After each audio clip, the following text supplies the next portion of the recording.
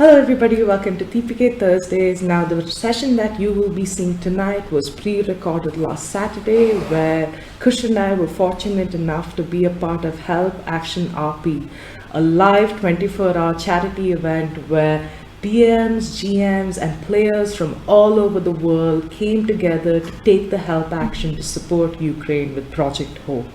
Thank you to everyone who was part of this with us and who watched us that night as well.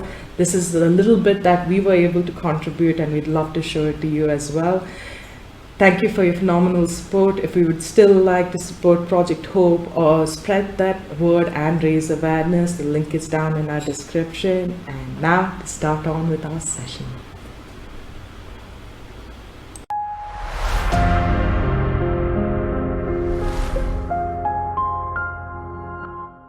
Thank you so much for being here. Let's begin. So just to give a bit of an introduction, I am Shema, and my player for tonight is Kush. Both of us are from the Pigeon Killers. We have a YouTube channel, and we do a bit of a homebrew. We have adventures in a homebrew world and such. So today we're going to be looking. I'm actually quite excited about the fact that you could really take pre-written adventures and homebrew it yourself and make it fit in your world in some way. And especially for this session, I really wanted something a little more heartfelt and something that, really had a bit more of role play and character growth as we, spend the next 3 hours together. So what we're looking at today is quite an odd story. We're not looking at a hero. We're not looking at Kush's character Neldor as a hero just yet. This is even before he's reached level 1. What happens in a player's backstory? What happens to the character before they become a folk hero, before they start setting out on an adventure? Well, tonight we're going to find out. So, Neldor, Kush, would you like to introduce yourself and Neldor to the audience? Yes, hello, I'm Kush.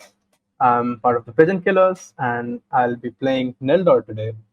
Um, so yeah, if you know me from Twitter at all, you know I'm a Paladin horde, and this adventure is just like the beginning of a journey of a Paladin, and that's very exciting, and yeah, looking forward to it. Yeah, Uh, yeah, let's get into it. So even when even when I was thinking of what to run for this session tonight, and I was like, oh, how do I get this party together? What do I run?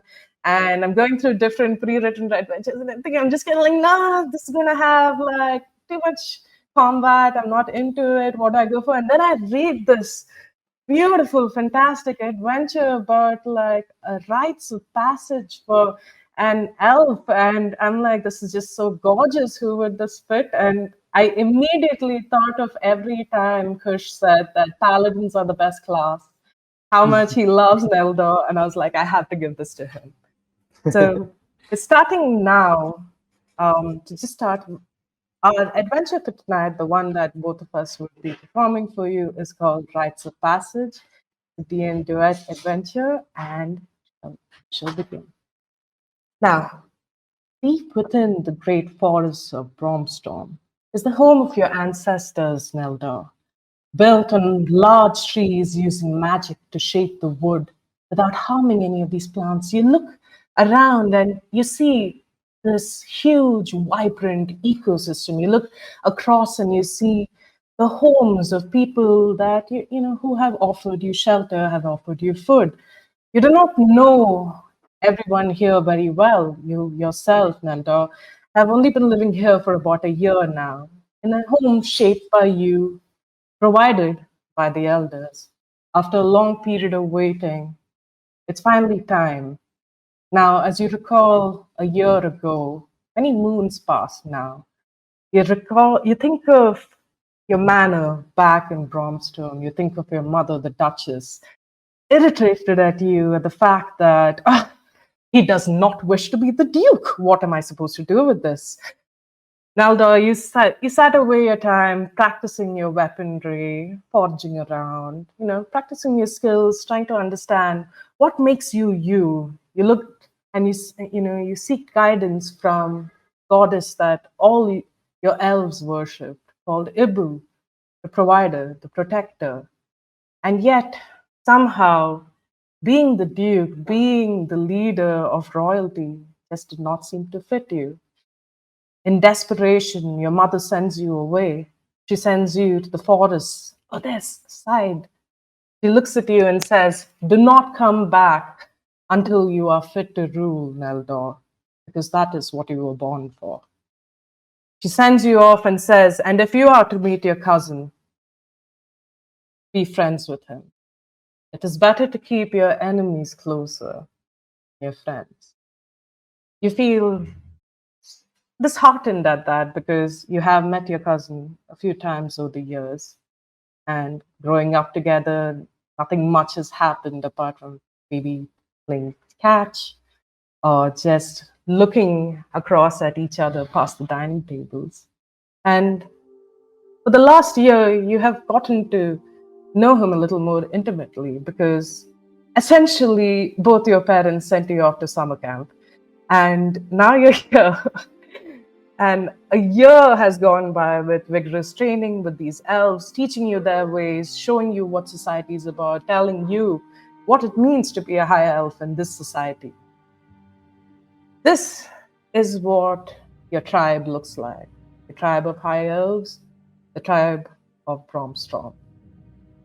One of these little tents has your house. I'd like you to take a moment and tell us over the last year, how would you have shaped your house to look like? I will keep you here. You can move anywhere you want. So I would say Neldor has this affinity with water. So his these are like there is water underneath, right? Yes. The blue. So what do you notice looking around? And you know, this is some things that you have kind of like taken into note over the year, is that, you know, not much seems to grow on the ground itself. Whatever lies rest upon the trees, and in its center, right there at the heart of it, is the mother tree, the one which is habited by the elders of the forest, those that are awaiting you right now as you look around your house for one last time.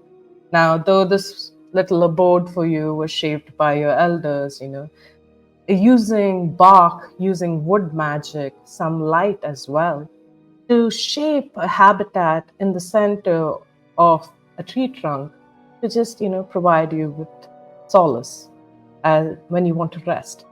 Because the elves that you have noticed around happen to spend more time worshipping Ibu, talking about her, carrying out tasks in her favor. You see them aid different animals in the forest. You see them help grow it. You see them teach travelers that pass by their ways as well. Maybe not all secrets are ever revealed, but just a little bit for them to take back, because the nobility of their ways and their self-proclaimed divineness, you know, has them want to pass on a favor to anyone they meet and ask them, you know, give back to the earth what you take from it. And what you have really learned over your year here is that there's nothing taken away in vain. There's nothing taken without giving something back in return. Another thing you have also noticed with every battle that has pitted you against your cousin, that the strong shall survive. A notion that you're not too okay with, you being quite strong yourself and noticing the sort of like weakness that your cousin exhibits. You feel like at times you wonder, is it really necessary to fight? And as you sit here preparing yourself, how do you prepare yourself, Neldor? You know that nothing you can take with you, you cannot take anything with you into the forest when you take this rite of passage. But you know that you have to like steel your nerves at this point. You look around, what would you have gathered over a year living in this forest? So Neldor has this way of meditating where he sits on his knees and he paints his thoughts onto a Okay. piece of paper, which is just expressionism, not really anything solid, just Mm-hmm. random chaos on the paper, whatever he feels like. So he would have gathered berries and pastes of leaves, maybe mud to make colors, uh, insects, all sorts of pigments, um, and just sitting very calmly uh, for a moment. I'd look at the paper and then just go at it one by one, every color, splattering it around.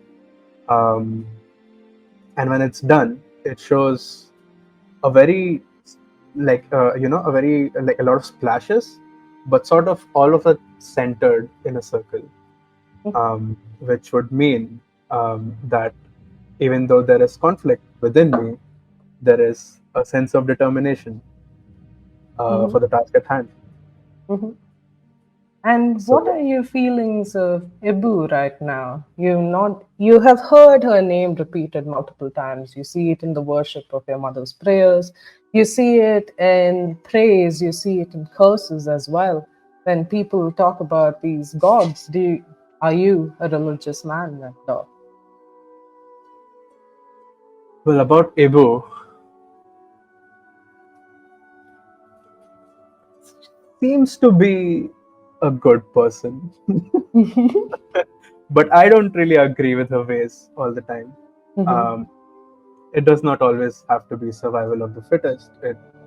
The strong should fight for those who cannot fight for themselves, and that's what I stand for. So um, maybe her ways are not the best, but I'm sure she means well.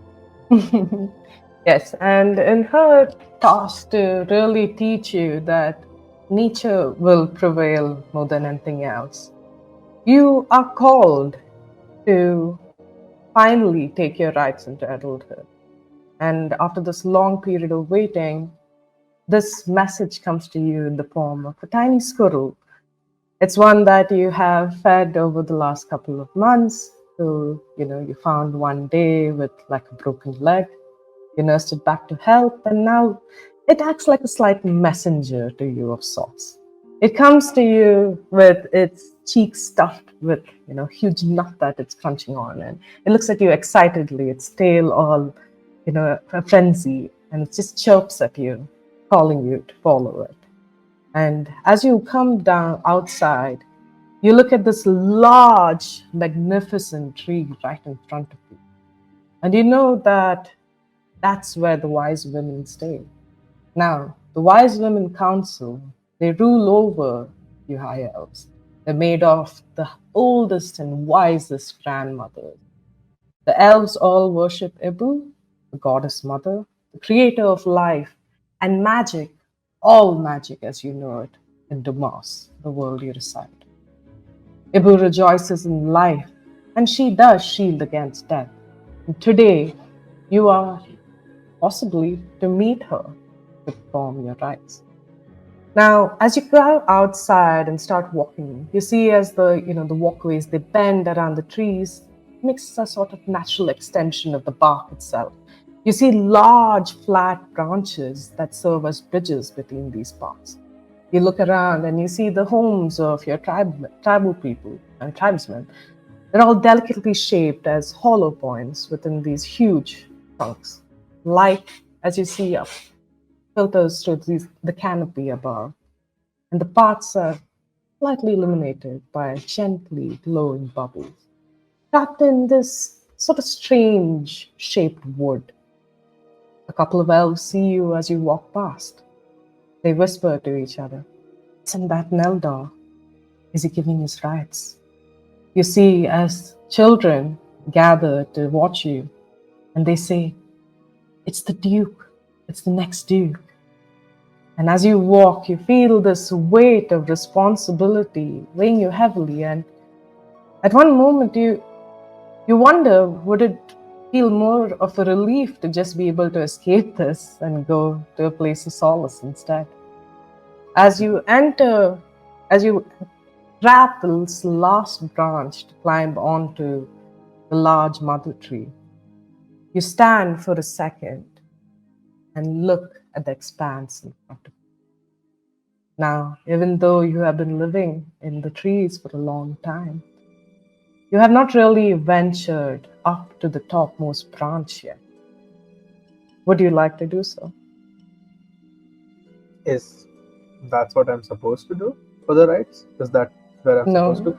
You know that you have to enter the mother tree, but you look up and there's just a feeling because the light that escapes through the branches filters in, but not, you haven't really gone above to see what the rest of the forest looks like. And now, before you set out on your journey, is that something that you would like to just take a recce of, maybe a look around? Yeah, I suppose it's a good idea to get a view of the whole place Okay. before we venture out. I'd like to You climb. you start climbing, and you hear the other elves below saying, "Hurry, hurry! You'll be late." You don't want to upset the grandmothers. You'll leave it behind because this for you feels like your first task. And as you grab one branch after the other, you feel the leaves brush against your bare shoulders. You look around and you see the natural trees once born out of the ground itself, and other more colorful, unnatural ones, those grown by the elves instead. And as you reach the top, you look up and the expanse is wide. In the distance, if you are to just hear closely enough, you might hear the sound of crashing waves against the cliffs that reside at the far end. You know that if you were to reach that cliff, you wonder what lies beyond those waters. You think now, you look to your back, there lies Gromstorm, the place you're supposed to head, the place you are meant to be a duke. And yet, the expanse of water seems more seemingly endless than this mere forest. Last It's time. almost Mhm. it is almost as if the waves are pulling me into the ocean as if I am in the water already and sort of overwhelmed by this feeling. I take a moment. What time of day is it? I'd say it's maybe high noon. So it's just a Okay. little past dawn. You were supposed to go around dawn, but there seems to have been a delay. You don't understand why. You have been waited a long time to be called here. And honestly, at this point, you're a little hungry. You look around, but there doesn't seem to be any fruit right now. But you do notice how odd the terrain here looks because you have not really ventured out of this part of the woods. But as you look at the forest itself, it seems like different segments of the forest take on a sort of personal elemental nature. You see that they seem to have varied environments throughout. And you wonder which is the one that you would have to venture through today. A voice calls up to you and says, "Neldor! Neldor!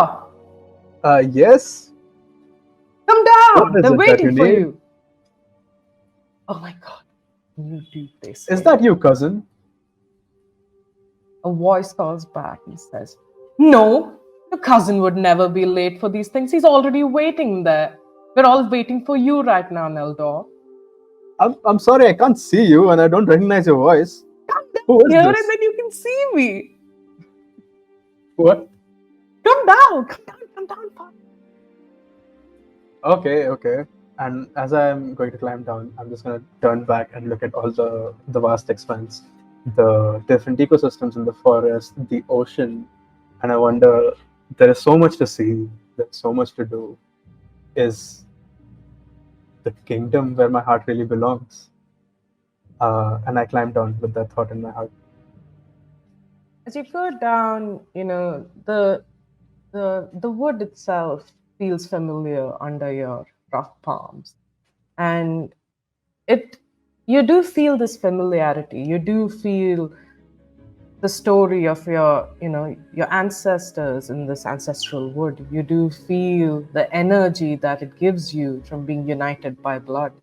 As you go walking, you start climbing and making your way down, you see as this hollow portion in the tree opens up and back, and you have made your way.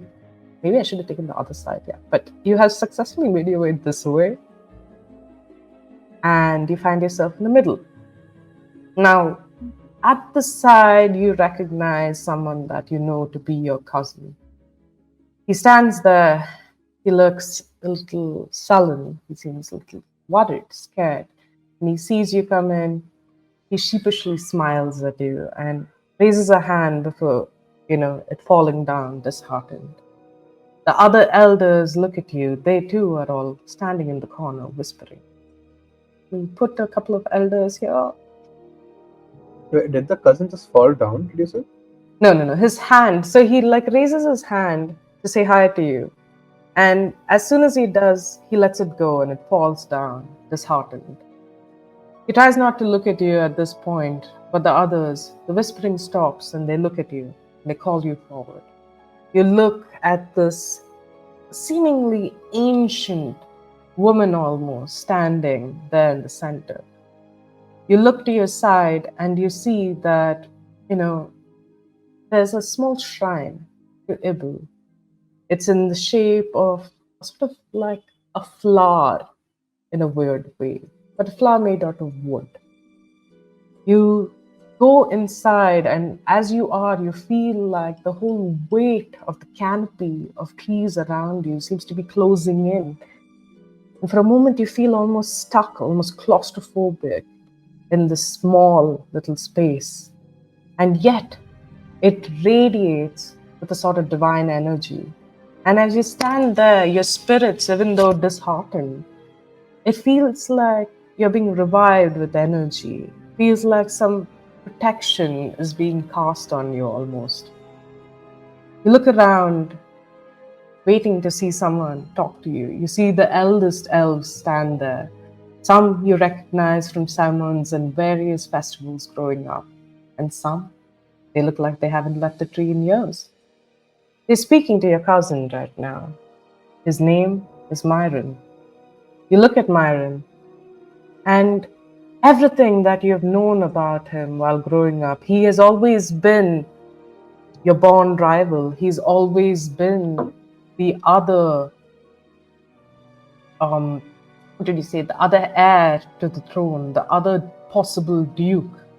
And this right, even though he has taken his rights many years before you have, you do know that after meeting him, he is nothing like what the elders have said. He's nothing like what your mother has said. His heart seems to belong to the woods. He seems to have the province of a healer. He seems to have the sort of personality of someone that would devote his life in the service of Ibu, in the service of this forest. And he looks at you, pleading with you as well. And this is a conversation that resides in your head from earlier, of him begging you to please be the duke, because he does not want to. Seeing him again, this additional weight is cast on you. But the elder mother looks at you and she calls you forward. She asks you to take a knee in front of her. I do.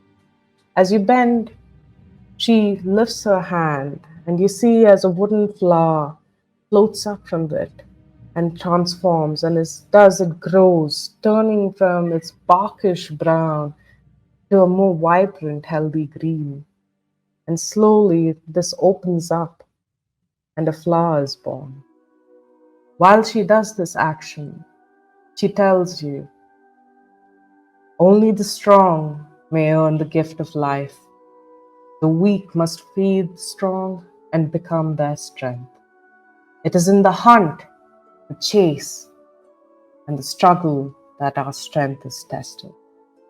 So must your strength be tested now to earn your life in our tribe.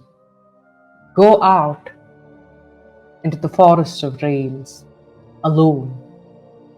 Take nothing with you. Do not steal away. Hunt and be hunted. Become strong for yourself or a strength for another. And find the statue of Abu.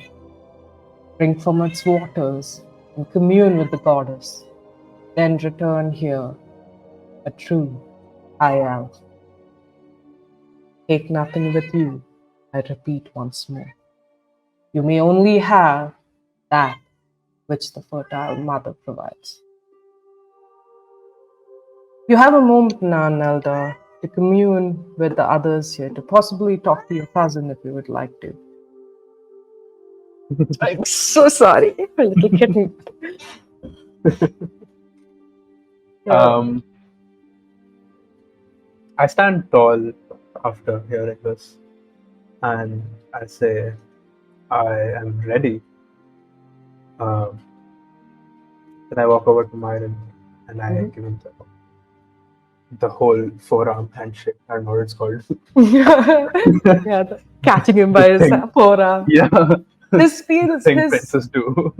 His return, to yours, his hold feels a little weak, but seeing the confidence in your face, seeing the stern determination, you feel as his fist just clenches a little tighter. He looks at you and says, "Brother, be safe, brother. I know that you feel lost now, but I hope that Ibu will help guide your path back to us." And even as he says that, you, maybe not anyone else in the room apart from the both of you, you understand his meaning behind his words when he's asking you this, when he's telling you this. He knows that you wish to possibly run away, and he fears that you might not be willing to come back.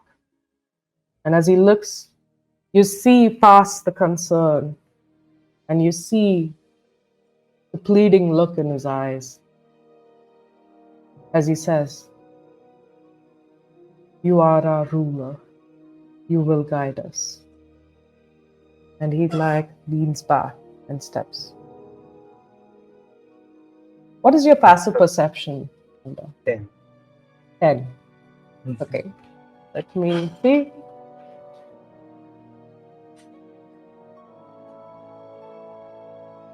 Okay. As he steps back, I stand where I was and I say, I will find my way, one way or another. In the same tone in which he said that, may Ibu help you find your way. So what I mean is, I will either go through this path, or I will not. But either way, that would be my decision. Okay. Now, you know that you need to journey southeastward, and there's not much that the elders have really told you about these rites. You don't really have any inclination of what is expected of you. They tell you to find the statue of Abu in the forest of rains. And you know that the river, the small stream that flows near the mother tree, leads right into the forest of rains. So you make your way down, traveling here. More people stand, more people try to encourage you, give you their support. Naldo, now I know you're a righteous character and you're not allowed to take anything into the forest. But does Neldor try to prepare himself in any way? No, Neldor would not take anything. That's fantastic to know. So, Neldor, you make your way, through this little path. You jump down onto the ground, And the ground itself already feels a little soft. It feels muddier than usual. It feels like the ground itself seems to be sucking in the river. And as you walk a little more, you reach this place. Right? There's Neldor. There you are. Yeah. So you can zoom in really nice and deep.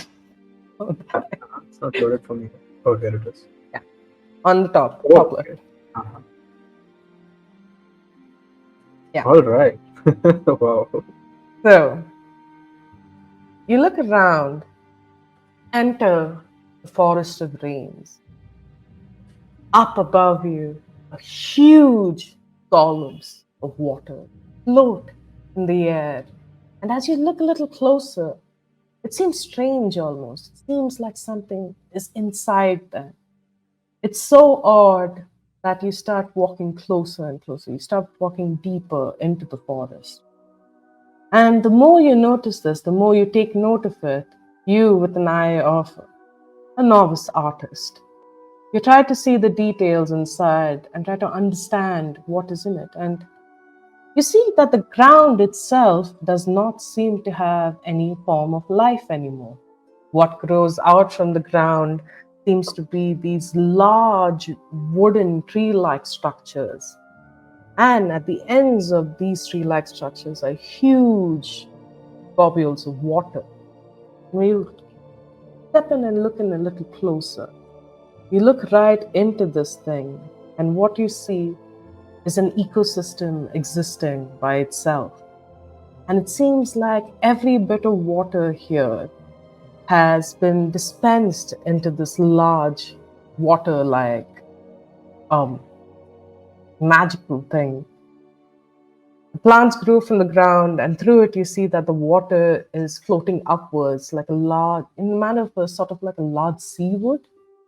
You look inside and you notice like it has like these ferns, these bushes. You look a little closer and movement captures your eyes. And you notice that it also has fish in them. So Nelda, you have entered this forest of dreams.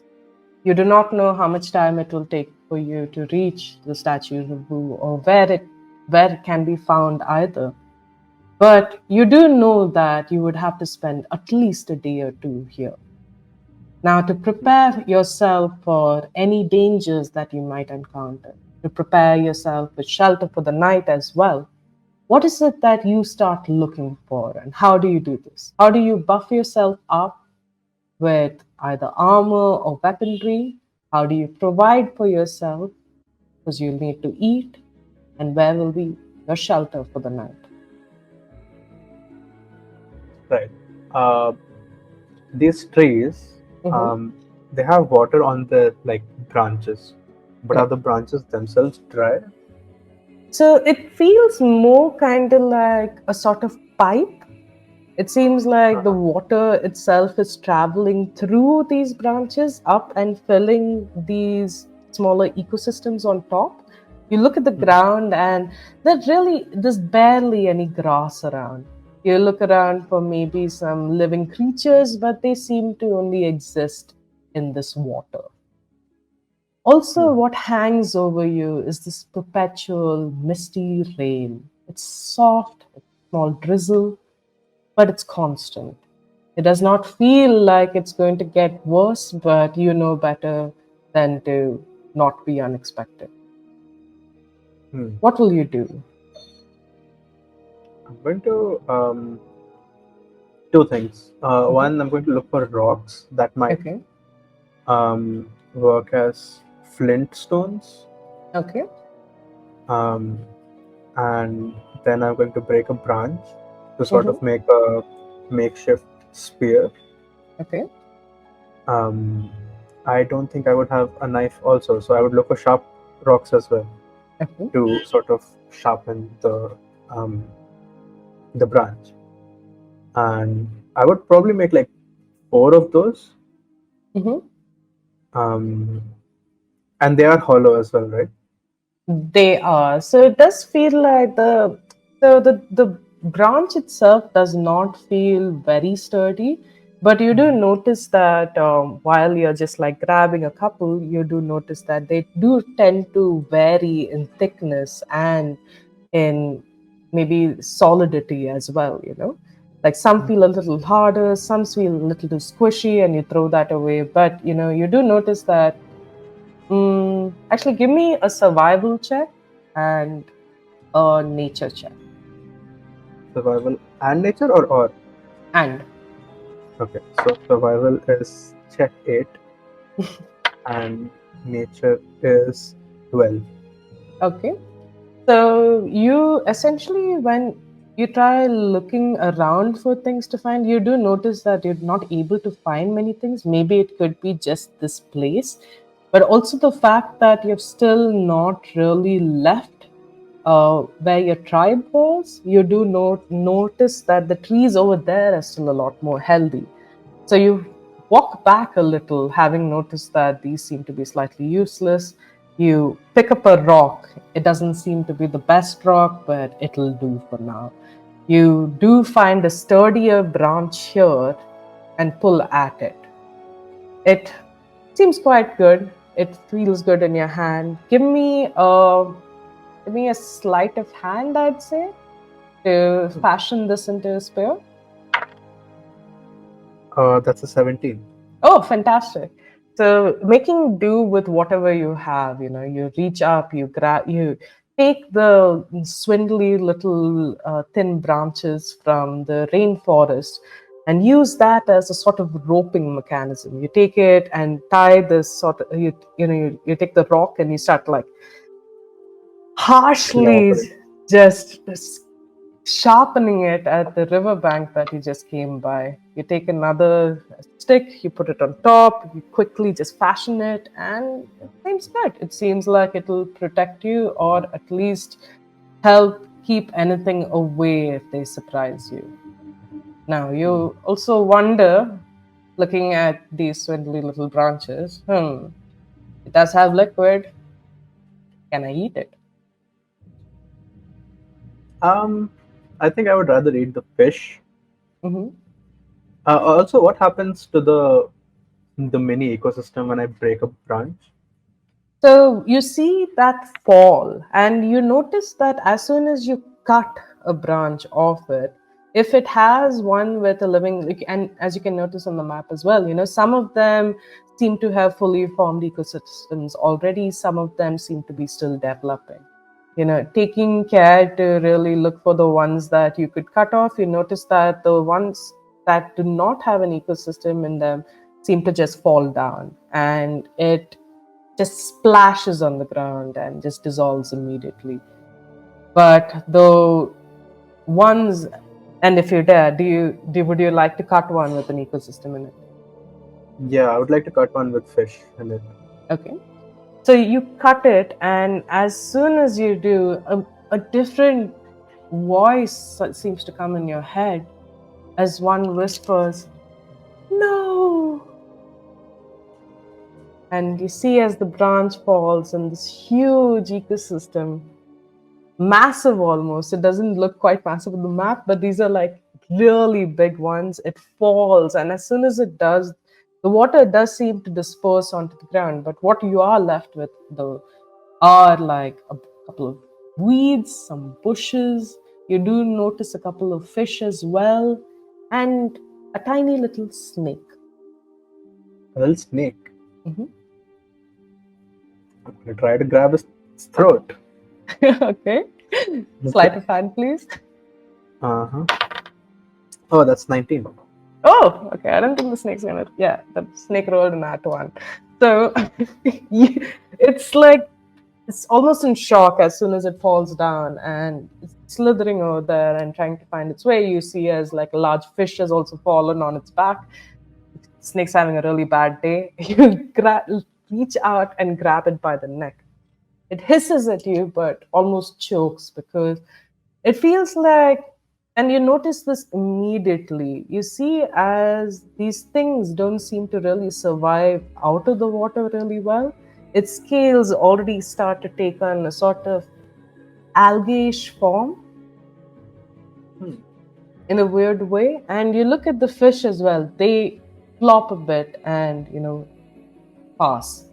You look at the ferns and you look at the bushes, and you can already see that they seem to be starting to wilt a little bit. Mhm.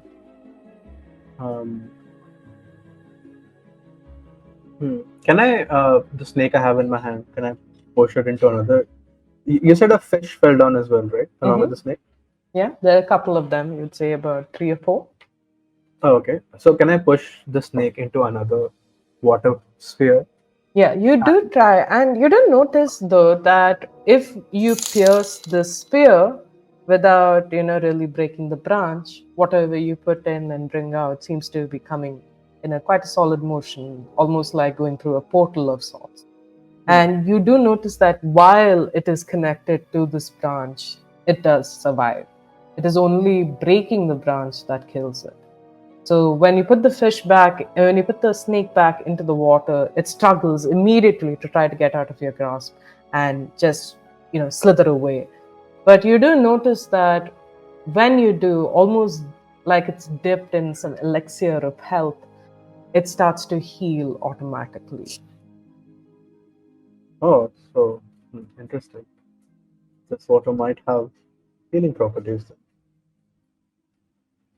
Um, and the fish that fell down, are they like rotting?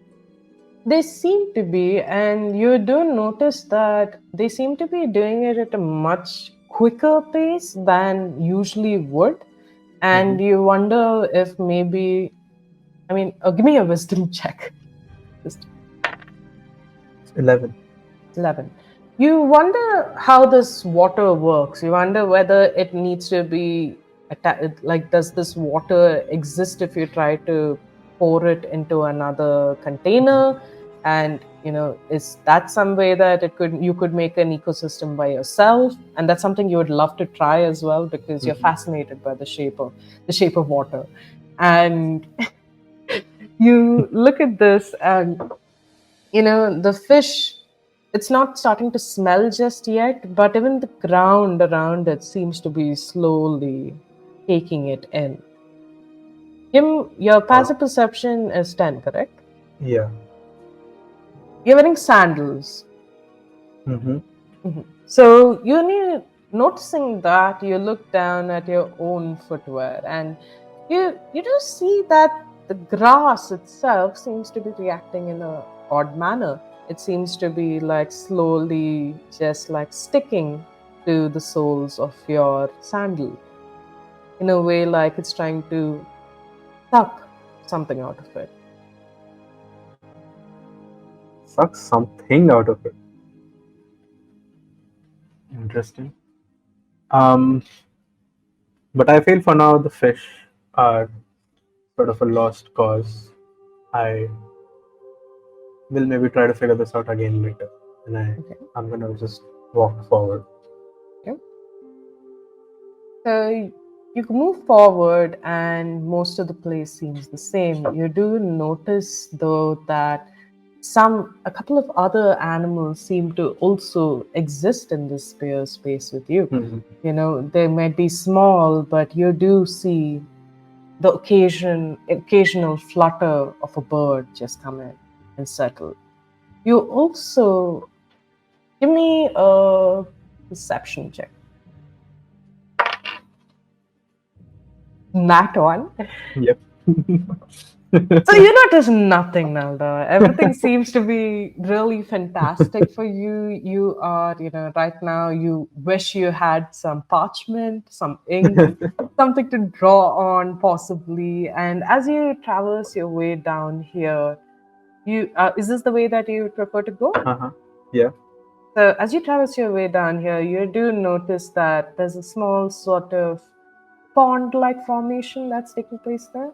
You do notice here that there seems to be, like near home, There seems to be a little more vegetation. You Okay. you think that this might be a sort of watering hole, maybe? Hmm. You also mentioned there are other animals outside these water spheres. Yeah. I would like to keep an eye on one or two of them. Just look around if they're trying to uh, eat from out of these spheres. Mm-hmm. How they go about it. So Got I it. would like to try to notice that. So you do notice that you see, give me, let's just say you get this just as a freebie. Oh yes, and also to everyone on stream, if you want to help Neldor in any way, you can donate and maybe give him a reroll, maybe give him equipment, make me roll on the wild surge magic table, Fine, Serja. wild magic surge table. Yeah, that thing. But yeah, anything you want. So as you're watching this, Nelda, you do notice that the occasional, crow that just flies back and flies down, it stops and it seems to be avoiding the blue spears a little more. It starts to look at only more of the golden ones. It reaches in and it waits. You can see as it watches, waiting for something. And as soon as something just flashes by, it just dips its beak right in, takes it out, and you see as it captures a small, like shrimp-like creature, maybe. And even before it has maybe a second to even just like hit the air, it swallows it whole. Hmm. Interesting. At this point, Nildog gets up excitedly and he's gonna try to find a golden sphere Okay. and try to look for what's inside. Okay. So you do notice that you go a little closer to the spear over there. You're trying to look and see if there's anything different about it. You don't notice that the ecosystems that lie within it seem to be slightly healthier. You Mm-hmm. also notice that they seem to be slightly more varied. The vegetation that lies within seems to be more like eatable in a way. Okay, it's something consumable. That's the word. Yeah, it seems more consumable in a way. And you look and you notice that it has a couple of critters of such. You see smaller insects on the tiniest branches. You see also weird morphed versions of creatures that you would usually see in a forest. You see like a squirrel, but this one seems to, instead of legs and hands, it seems to have more of like a fin-like structure. Even though it has the body of a squirrel, it seems to have scales over it.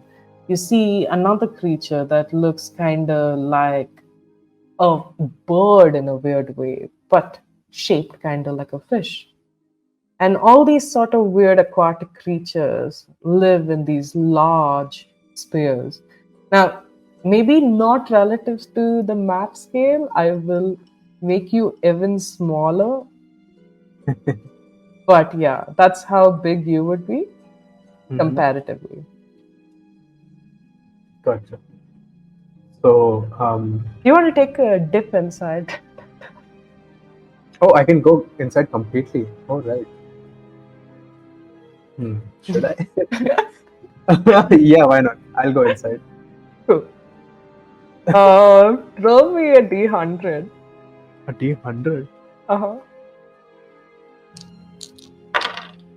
That is 65. 65. See what you get. I don't like D100s. This is so sad now. It's can you roll me 3d8? 3D8s? Oh my god. I don't have 3D8 health. 2. It's another 2. That's a 3. 7. 7. Okay. As soon as you enter this, and you feel it wrap around your body in a weird way, and It seems to feel like a sort of like sucking sensation, almost refreshing. The way you feel when you've just put on a face pack. That sort of Uh-huh. weird, hydrating sensation. And as you go in, you do feel slightly more rejuvenated. You feel healthier in a way. But as soon as you step in, you look around you and you see a couple of creatures. You see that weird squirrel like fish, you see the weird bird like fish, and you also see a couple of fish. They're all just floating about here. And as soon as you enter, you turn to look at them, and alerted by your presence, they look at you and start to scatter. But even before they can, large glowing tendrils come out from you and shoot out and capture three of the closest creatures to you. And as soon as they do, a sort of dark, demonic energy almost radiates suddenly from you and shoots them, and they just fall. And now they stand tethered to you, to these weird necrotic like tendrils that have radiated from you. They lay there stunned, almost like a mosquito caught in a trap. But now they float in case you want to pick them up. Uh, no. This is not normal. I would step out Okay. um, and try to examine myself. Like, did my clothes tear when these tendrils came out? You Um, look at give feel me an something? arcana check. Oh, God. It's 5. A five. You don't really understand this, but you wonder, you do not know and do not practice much magic yourself. And the only thing that you've learned is something that the elders have taught you just to put you on a bit of an offense out in the forest. So when you feel this energy, you wonder if it reacts to you in some way. And it seems like it's surge of wild magic that happens when you touch this thing, and you don't really understand what it is or why anything happened, but you do know that your interference has caused this event to happen. You look at the things still there, they're dead, but they still float around in the sphere. They're not really doing much. You see, as other organisms come closer to it to investigate what this is, but seeing your shadow close to the outer sphere itself, they slowly swim away. Realizing what has happened, I remember the words of the ancient high elves from the trees. Um, what is dead may pave the way for the strong. Mhm. And I'm going to reach in and grab those 3 fish that Okay. died. And um, yeah, I think I'll slice one open, Mm-hmm. and I'll be like, this is the freshest sushi you can ever get. Just jump into it. Oh my God. Okay. Cool. So, give me, you just, okay, give me a con save. Yeah, I saw that coming. Okay, not bad. That's 15 plus something. 15 plus 3, 18.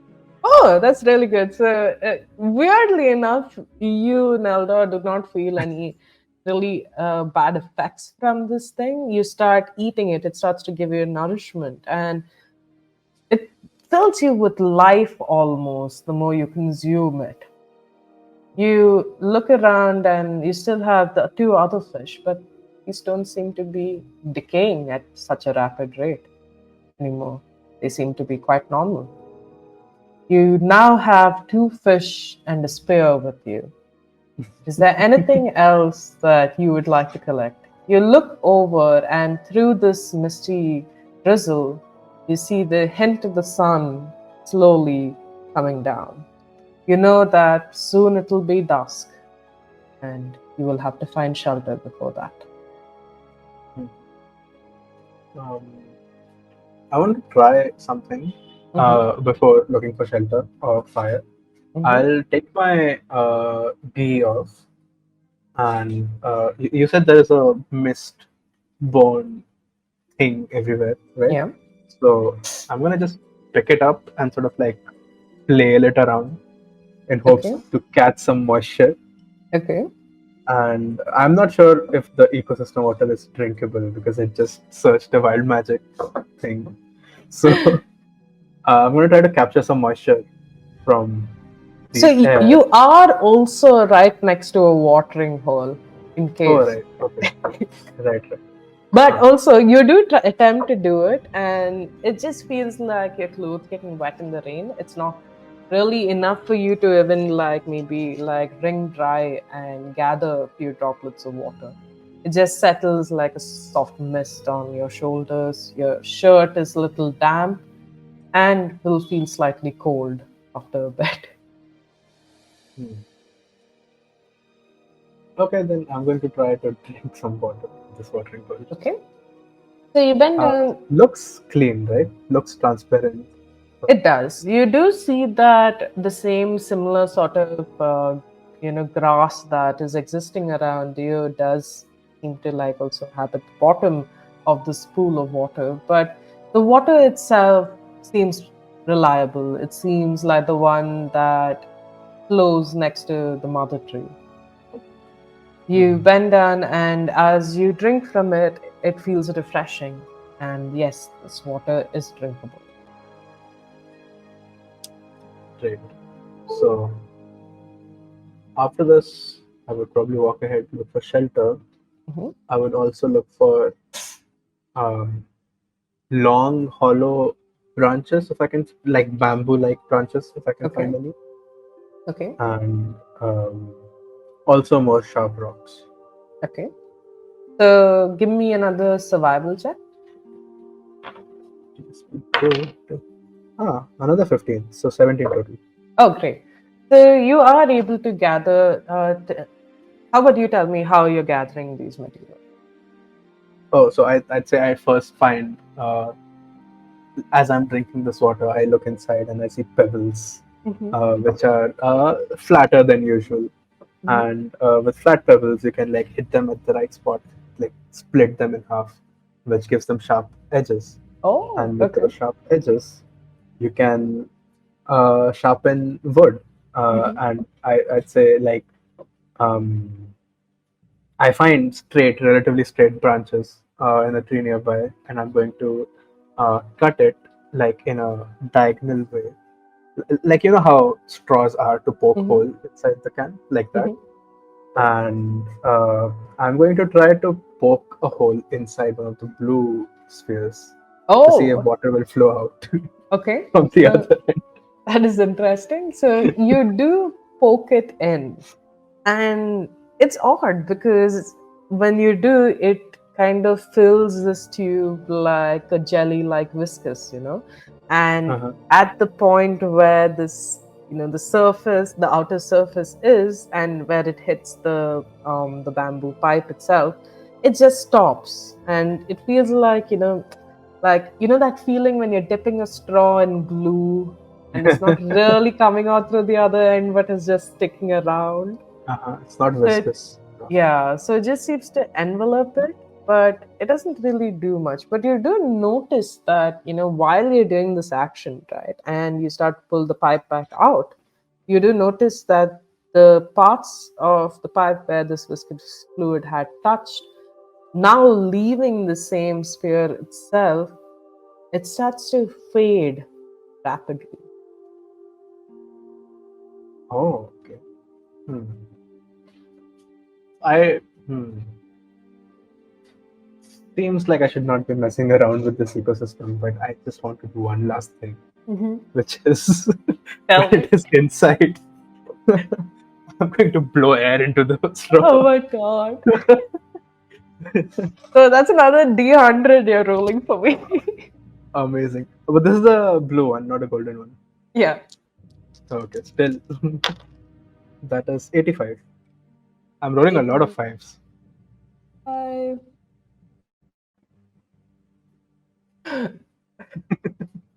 This is so funny, Neldor. Okay. See, the thing is, you're looking at this pipe, right? And it's large, much larger than your mouth, really. But as you stand there and you're looking at the blue sphere in front of you, the outer membrane of it, you do see the ecosystem and all. And this pipe is half inside it, half outside. You look at yourself almost, you can see your reflection in a weird way, inverted on the bubble. And you're looking at it as you start blowing. And it's weird because as you start blowing air into this, your reflection starts to expand a little. It starts to flesh out a little bit more. And the same you on the other end, you can see the expanding puffy cheeks. Seems a little more translucent now, not so transparent. It starts getting a little more opaque, and right in front of you is another you. And as you blow once more, it shifts out of itself, and one more you comes on the side. You blow once more, and another one comes on the side here. And there are like 3 Neldors inside the spear, all looking at you. I'm gonna Spider-Man pose.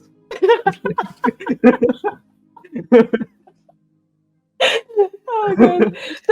They all motion the same way, all of them are just like, you sort of way, and they don't seem to talk, but like they stand, and then as soon as you drop your hands, they drop theirs and they look at you. You're still holding onto this pipe, and the other one there is still holding onto the pipe. But the 2 others on the sides are still standing and looking at you. Slowly retreat, take one step back with the pipe, try to remove the pipe slowly. And you're removing this pipe, you see as this other version of you starts to like. Oh, I think Krish, are you back? Oh yeah, Yeah. Was my video done? For me, your video was done. Yeah, I know it's some weird thing. So as you start pulling out the pipe, the other Neldor on the other end, holding on the pipe, starts to come out with you, and plop comes out. But you see that it doesn't seem as live as you. And give me a history check or an arcana check, either. Oh, nice. That's a 16 on the roll. Plus 2 for history. So 18. 18. So you're looking at this and you're trying to recall if you have ever seen an instance like this before. And you have. You have noticed this back in the training grounds where you have watched others practice their fight. You have seen spellcasters, those with magic, those born or who have studied magic. They seem to have adapted and learned this sort of maneuvering device, this sort of defensive action that they do, where they are able to split spectral versions of themselves outwards that will protect them from any incoming harm. In real world terms, you know this as mirror image. Yeah. Okay. So still weird. I think I guess a mirror image is a minute. So it starts to, as soon as it comes out, you see that it starts to dissipate. But right now, you look back at the pipe, and it doesn't seem to have really collected much of the liquid. But you do notice that in the inside, there are a bit of droplets and such. Okay. I'll take a mental note and I'll start walking ahead to Okay. Cool. see if I can find some kind of shelter. Awesome. So you start walking ahead. I mean, here near the watering hole itself, you do notice there are multiple animal tracks. You know that maybe a watering hole isn't the best option because it could be frequented by a lot of animals. But you know that it's good to know where the water is as well. So you take note of that. Is there is there anything else that you're doing to try to make note of where you're going, the way back, and things like that? I mean, I've noticed I've moved eastwards and not south, but I'm supposed to move southeast. Mm-hmm. So I'm going to I'm going to be walking east and then south and then east and then south Mm-hmm.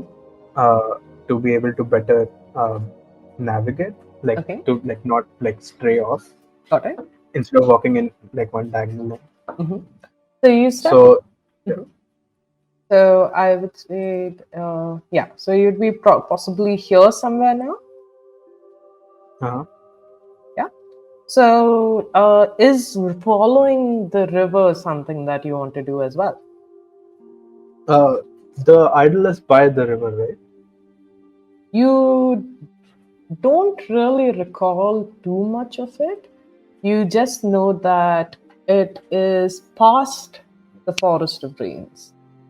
And Oh, give me survival or perception. to survive it. 12. Well, so Nelda, because I'll actually give you an advantage on it. So you can roll once more. Okay, 15. Awesome. So this is because you chose to climb the tree earlier, and Mhm. remembering what you had seen of this whole area from there, you do know that southeastwards, if you keep going south, real south, you would hit essentially the ocean. And Right. it's a thought that crosses your mind at this intersection when you're standing here. You look to your left and you do notice that the trees over there seem to be taking on a different sort of vibe. And you remember that your elders have told you to go through the forest of rains. So Mhm. you look at it and you know that's not the right way. So you turn and you know that wherever this water might be leading will eventually reach the ocean. And that's a Mhm. thought you have in your head. Okay, so I have to go through the forest of rain. So that Mhm, means where the trees are changing is the mhm. right way because I would have Correct. passed. Yes. Right. So you would So see that a couple of there's not much you can see from where you are right now. You would have to travel a little more down the map. uh But as a player, you do know that there is like a shift that is happening at one section of the map. But as Neldor right now, there's not really much that you have made out. Everything around you is still surrounded by this strange ecosystem. You look onto your left and notice that you have the same sort of trees that are there near the mother tree, but you also notice that on the side, the trees start to take a more like gnarly form. They seem a little more dead, withered almost, and you being you and even with your limited knowledge of things would know that no statue of Ibu would ever be in a place that has been robbed of life. right. Hmm. So yeah, I do pay a thought to the fact that if I just follow the river, I can reach the ocean. I can Mhm. probably find a port. I can probably run away. Um, but there is still this sliver of determination. Not a sliver. It's a good amount of determination Mhm. To that keeps me going towards the main path. got it. So you're looking at yourself in this water, and the water seems to call to you, almost asking you to touch it. And you looking at it, you feel this weird sound, sort of resounding comfort. You look at it and a thought takes place in your head. You look at how free flowing it is. It doesn't matter what stands in its path, it goes right through it. It doesn't matter how the lands change or what form they may wish to take, the water still moves. And it's a thought that keeps you going because you think, like the water, I must move on. And as you follow this path down, you do notice that smaller places, some that you could make maybe a home out of. You do notice that also seem to be the indications of a a previous campsite. Mhm. You make your way a little down here, I would say.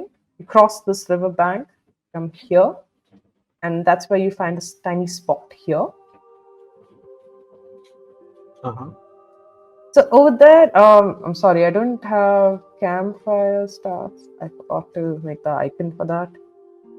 I have anything But these else? are regular trees now. Yes. So that feels like a couple more regular trees. You also have an idea that any creatures that frequent into this space seem to be coming from, like maybe the surrounding forest, not really the rainforest itself, And the forest here seems to, the flora and fauna seems to exist primarily in these spheres of water. But in this tiny spot that you have found, you do find a bit of cover. You do find also a bush with some berries on it.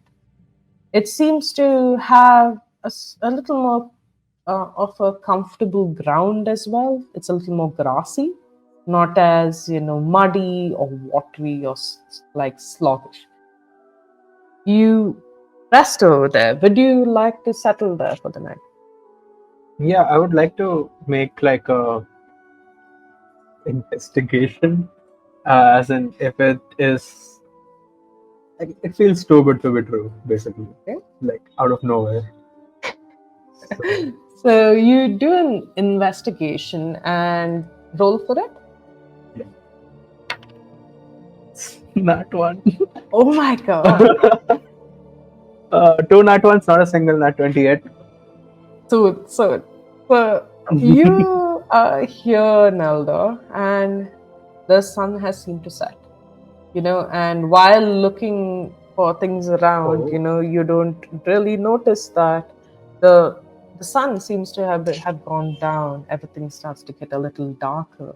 The woods Mhm. also that were filled with with noises of life earlier seem to like die down. You hear the whispers of the night enter. In the distance, you hear the sounds of critters rummaging through the forest. You try to look for signs here to see whether there's any reason to maybe give up the spot, but you are already tired and you are tormented by your own conflicting emotions. And you settle down here thinking that at least, I can find some respite for tonight. Do you attempt to make a campfire? Yeah, I have stones and wood, Mm-hmm. so I can try to um um yeah, I can try to like bang the stones together, Mm-hmm. create a spark. I don't know. Okay, so these are regular trees, so that means they would be like Yeah, dry leaves and correct. twigs and stuff, and this area is dry as well. Yeah, So yeah, I believe I would try to use all of that to make a fire. awesome. Could you give me a survival check? Yes, that is 10 plus 2, 12. Okay, so you're able to make like a small meager fire of sorts. It's not very good, but it does give you warmth. You too are slightly disappointed in yourself because you're like, maybe I could have done it a little better, but it'll do. And honestly, do you make any sort of bedding for yourself? Do you take a moment to eat, to hydrate, anything? Uh-huh. So I still have the two fish. Mm-hmm. Probably put them on twigs, put them over the fire because they're not fresh sushi anymore. Need to be cooked. Yeah, so you cook the fish, and the fish seemed to have already been decaying a little bit, but actually adding fire to it seemed to have done an extremely good job. It, Mhm. fries up pretty quickly. You take a bite of it, it seems consumable now. You eat a little bit more, and your stomach is filled for the night. Is there anything else that you're doing with either the camper or the remains of your fish? Oh yes. The hollow thing was too big, right? It was bigger than the mouth itself.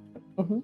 Um, while the fire is still on, I would like to go and look for some uh, thinner ones, Okay. basically to like blow darts with fish bones. Oh, very Still interesting. hollow. Okay, okay, that's fun. Give me a nature check. It's 8. An 8. Okay. I'd say you're able to find the bones. Now let's see, to find the twigs. But let's see Mhm. how well you do with it. So give me a sleight of hand. I will give you an advantage if you can Oh, describe how you're doing this. oh, of course. So basically, the flesh from the fish is gone, and it's Mhm. just one vertebrae, one big head, and like a lot of tiny, tiny, tiny, tiny spines. And so I'm just gonna break each spine one by one, Okay. and put them on. Like I had these two, the pebble that I broke in half, Mhm. put it in between, and like try to like rub it to make it like sharp on one edge, and a little more straight, a little more malleable, sort of.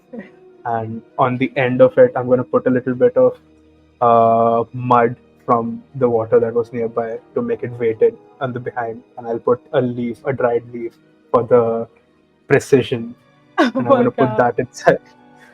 That is amazing. Fantastic. Okay. Yeah, roll with advantage. Go ahead. Yes, don't disappoint me. Okay, 17 plus 2, 19 with 19, advantage. amazing. Yeah, you do it fantastically well. So you make this, you fashion this blow dart of socks. And I'd say with the fish bones, I'd give you about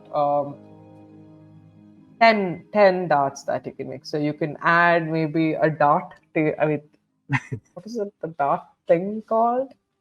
Is it a I blow think dart that's itself? only. Is it? Okay, just add darts to your inventory. You have that Uh, as a weapon along with your spear. Right now, your food resources have depleted. You do not have any. Have you saved anything else to eat later? no, I don't think so. Not really. I'll do it for the fish.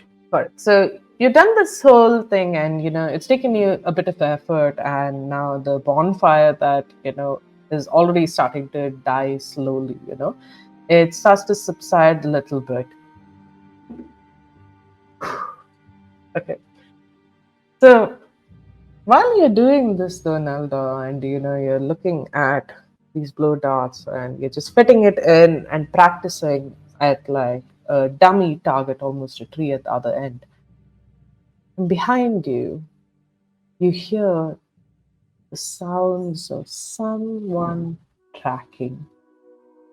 It's slight. You don't really hear too much, but you do hear the sharp crack of a twig breaking behind you. Spear off my back. Point it. Show yourself. You wait. There's no sound.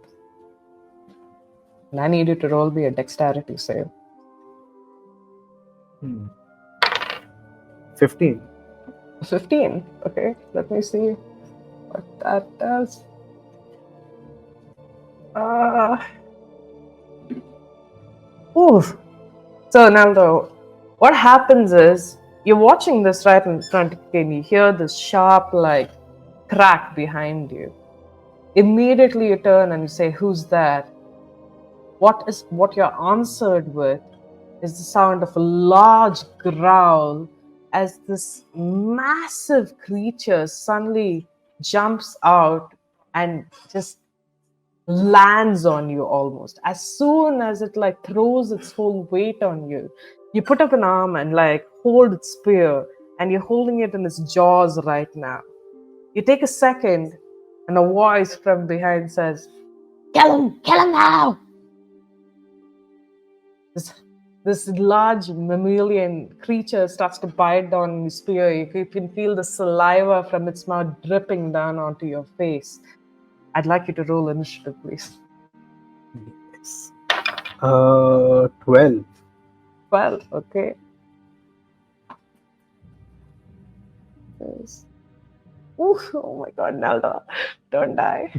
So you see, as this, like, so this hyena has like this weird creature has come and jumped right onto you, and as it has held you down there, you look up and you see its spotted fur. You see how the way that its jaws are like formed in a sort of like canine rasp. You look over it and you see this weird sort of like greenish creature sitting on its back.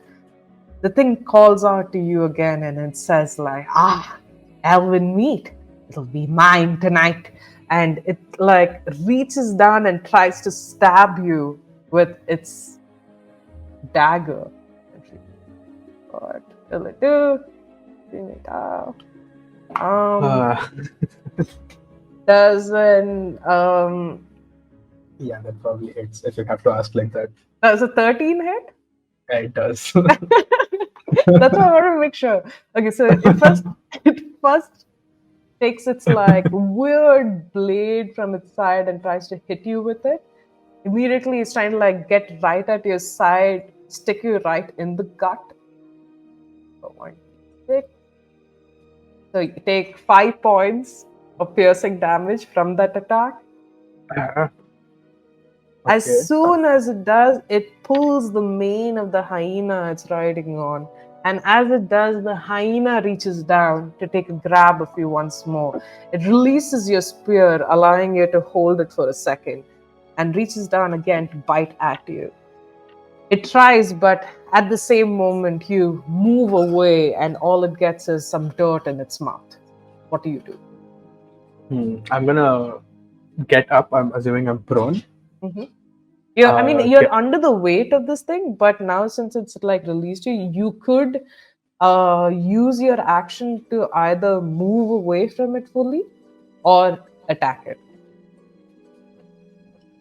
I can't attack with the spear, right? Because, like in a position like that, I would not be able to Yeah, stab with so the long. you would have to attack with disadvantage if you're doing with the spear. You could try going for a melee attack and try to like push this As hyena I'm, from you. Or yeah, if as you I'm had. holding the spear, Mhm. I'm gonna just leave one hand momentarily Okay. and say, what do I say? Do you have any idea who I am? I am a Gromstorm, and I slap it, sort of, and with a shocking grasp. Oh, amazing! The one cantrip you do have. So that would be 14 plus 5, 19 to hit That hits. for 7 points of lightning damage. Oh, fantastic. So as soon as you like call the name of your people, and essentially you feel almost like you do not know if it is Ibu's power or the power of your ancestors themselves. It starts coursing through you as a defensive energy against this creature that has invaded on your space and shoots out of your hand with the promise of the name of your ancestors on your lips. It shoots out and hits this hyena. Does it push it back? What does Shocking Grasp do? I don't think it does anything. I think it Just just hits. holds, right? You do. Can't take reaction. Oh, so it can't take a react. Oh, that's great. So Yeah. you still do have your movement as well. Now with this a little stunned, it will not be able to attack you. So you could use your movement to kind of just roll out. You'd still be prone though. I'm going to use half movement, 15 feet to roll Okay. away, and then other half to get up and be ready with the spear pointed. Awesome. So you do that. You reach to the side. Oh wait, I didn't even bring the icons out. I'm bad. One side. This and this. The goblin. All things. Imagine if you die to a goblin, Neldor. So you have, rolled out and you have reached there. This goblin now, it's like screams and rage again, looks down, and for a second you wonder, was this his campfire by any chance? And he seems quite flustered almost, okay? And you see as he like shakingly drops his scimitar to the side to like reach out to the back and take his bow and arrow, and then he takes a shot at you. As soon as he does this lazy motion of like of his drastic actions, causes him to kind of like shift a little off the hyena, especially since it is kind of electrocuted right now. So it's the hyena starts to like vibrate in a weird way, causing like the goblin to kind of shift his weight in an awkward angle. And as he shoots, you feel as the bow just darts by you and hits the tree right behind. The goblin curses, but it's not able to do anything anymore. Instead, it smacks the hyena on the side of its head and says, "Move!" As soon as he does, the hyena kind of shakes himself out of it and tries to like attack you once more. You see it readying itself to charge at you. It does, and that is a 19, so I think it hits. It goes right at you and tries to take a grab at your shoulder. That is that Neldor, what is your HP? 10. Like left, not total. Oh, 10 left. Okay. That's way better. So you are down by another 7. Oh god. Now, Neldor, you're in this strange position. I'm gonna give me a wisdom check. 16. Oh, okay. Now, Nelda, you recall, you are badly hurt. This hyena's head is still on your shoulder, biting down on you hard. You look down on it, you're desperate. You do know that you would need some distance to get either your spear or your darts.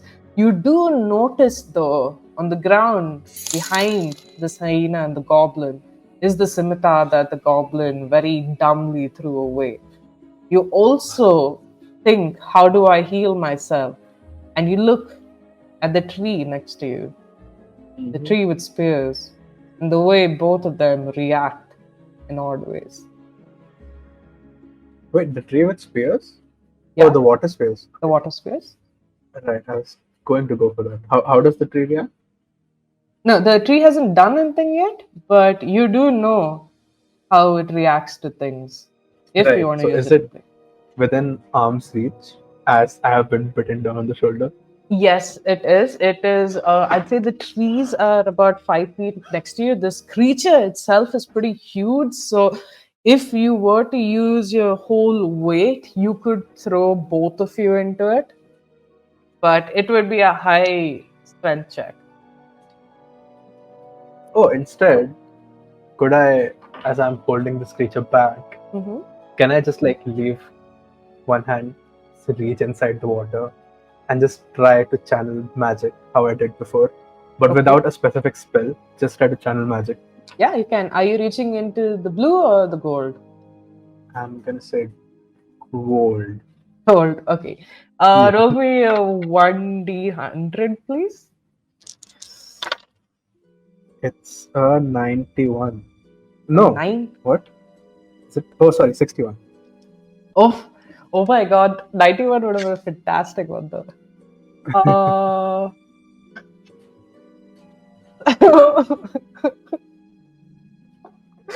Um, this is so weird. So nothing really happens, Nelda. But do you say anything? Yes, actually, I was going to say something. I speak Goblin. Oh, you do? Okay. Okay. I'm going to talk in Goblin and ask, what do you want? As soon as you try to talk, it doesn't talk. You feel like you can only yell this out, and you go like, "What do you want?" Oh no, this is the worst effect. I swear. But you also take that. You also take 1 point of healing. Healing, okay, thank God. I'll take that. I'll take 1 point. So you heal back a point, but nothing else really happens. I don't suppose I have anything else. You still do have your movement, but it would put you in place of opportunity attack. You could also choose to move into the spear if you want. I just moved my hand inside. Mhm. So I don't think there's another option. Yeah, I don't think there's another option. I'm just gonna move. You're gonna where are you moving?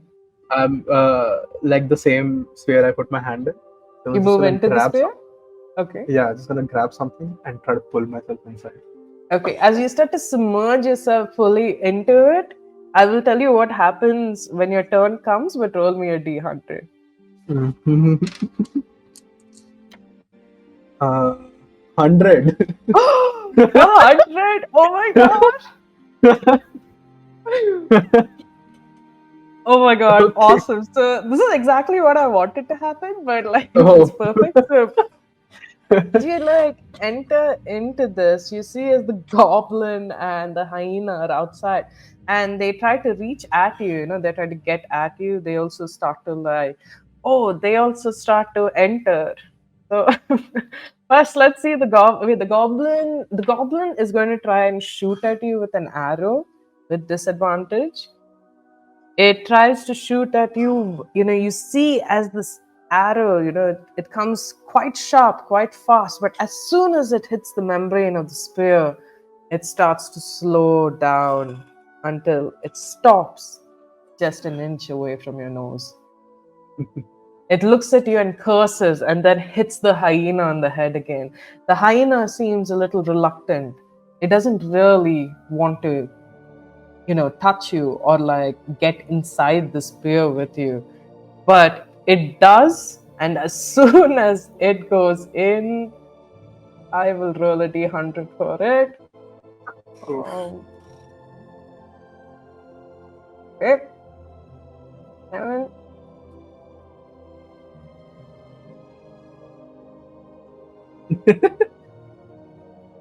Okay.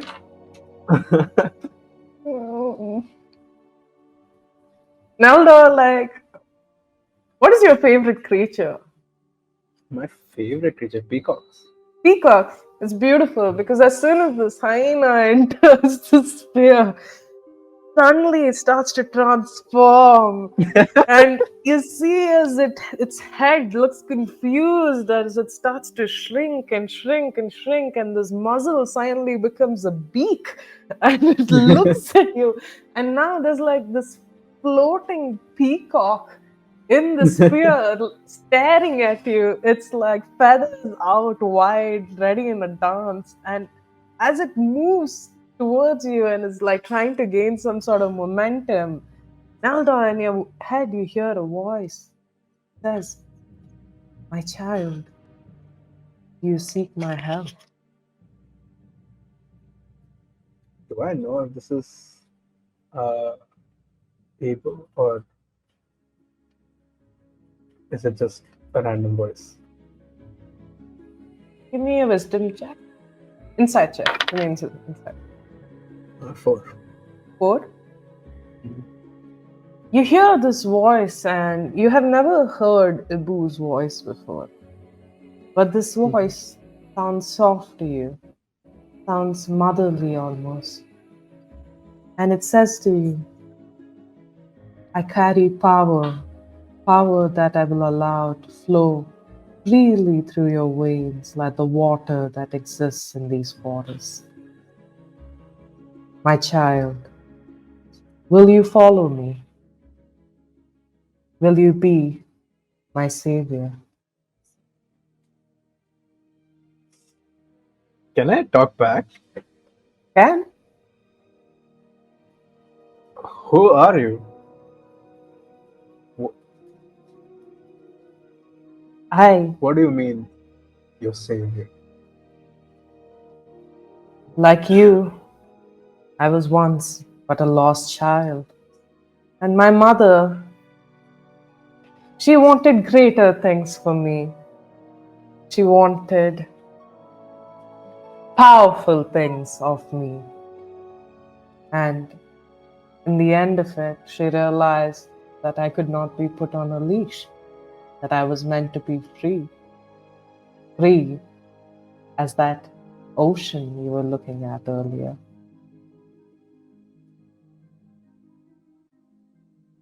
The moment she says free as the ocean. Uh, Neldor's heart opens up. He accepts this, whatever this is. I see that you're willing to be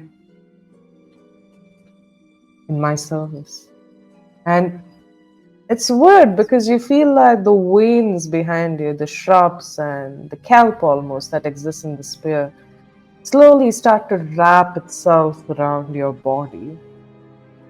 And as it does, you feel like the wounds, you feel the cut on your shoulder, you feel the slashes encountered from rolling around, feel that pain fade away, starts to dissipate. And you watch as the weird peacock hyena still floats without gaining any sort of real momentum. But you feel at full health again. Oh, He says to you, "You seek my mother.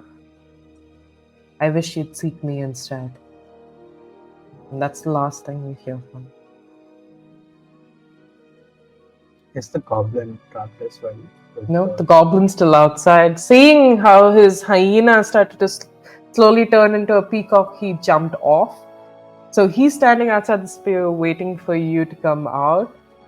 And you can't really hear what he's saying, but he seems to be cursing 1,000 words. Feeling this new surge of power, I'm going to calmly step up to the goblin. Yes, I do. The moment I get out of the water body, it's gonna start. What is this spell again? Shocking grasp. Mhm. I'm gonna start charging shocking grasp on my hand. Okay. Hair being wet now, it's sort of like covering the eyes. Mhm. And to a goblin, it would probably look like a tall, menacing figure with like lightning in his hands. Mhm. And uh, I would. Can I speak now? Yeah, you can. You as soon as your face comes out of the membrane, you're out of initiative now because the goblin's quite terrified. So it is at your mercy. I would ask in goblin again. What did you want? I came here for loot, sir. I'm sorry. I just came here for shelter. I mean you no harm. You let me go. I see you don't have armor. I will provide you with what I have. Anything. What kind of armor do you have that would fit me? Uh I don't want to give you my pants, but maybe This is pathetic. the scimitar, Here, sir. You can take the sword. I will give you my sword if you spare my life. I'm going to pick it up with my left hand, like swirl it around. Not my speed, but I suppose it will do. Now flee. And he takes just a second to look back at his hyena peacock before just running away. You still see that the peacock is though stuck in the spear, floating Is it around. drowning? It just seems to be caught in resin almost, it's just like it can't really it's not used to this form, so it's not able to really find a way to move. You can see that it keeps trying to still act like a sort of carnivore and like rush at things, and it looks a little odd coming from a bird instead. But it does look at you, and the 1 second that you do see the peacock turn to look at you, though, Neldor, it's pleading with you. Fine. At the risk of triggering the wild magic surge again, I will try to go and grab it, pull Okay, it out. you do. Do I Give me roll that. a Give me D100? that D100. Yeah, 84. 84. Okay, so oh my god, can you roll me 3d8, please? Amazing. 1, 2, 3, 6. It's very weird because as soon as you do and as your hand comes in, the peacock looks at you hopeful. But instead, what had been triggered earlier seems to happen again. And this magic Positive. seems to be unbound as you see as tendrils start to come out from your hand and reach out here. They go out and capture this peacock, wrapping itself around it. It looks at you, pleading almost, as these tendrils sink into the peacock and it starts to bleed. It looks at you in horror, in disbelief almost. But at the same time, when this does happen, the water around seems to be healing these wounds. And you see as the peacock starts to turn, and as it turns back into a hyena, it looks refreshed now. It's not a peacock anymore, and any pain that it had has gone now. It looks at you again, not like a wild animal, more like a tame pet. You reach out to grab it or stroke it or something.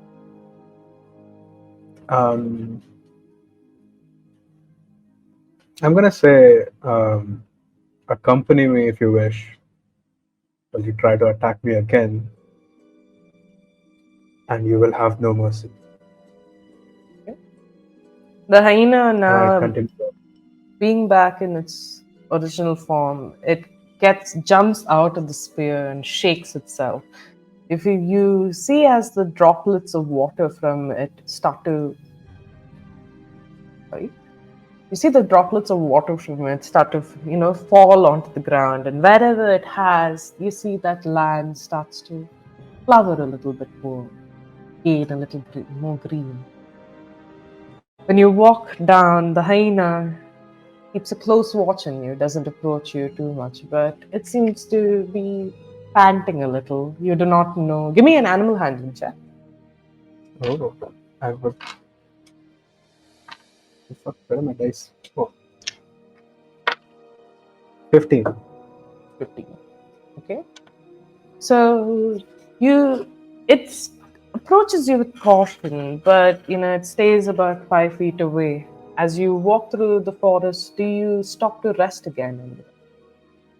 I do. I actually stopped to think that the elderly, the women said that you must carry only what the land provides you, Mm-hmm.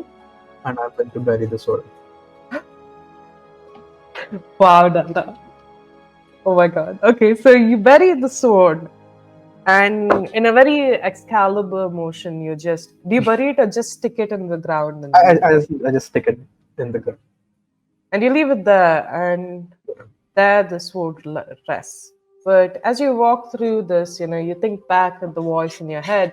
You wonder what she meant, why she asked you to be her savior. You try to think, would becoming another savior mean that you still serve a life? You spend a life serving someone still. Will you really be free if you were to go into servitude with her? And you think about this and you ponder as you walk through. You're not really keeping a keen eye of things, but you do notice when the hyena stops and releases a small, low growl. It looks past you to the woods in the south. It growls again and shrinks back a little. It looks at you as if asking you to take caution.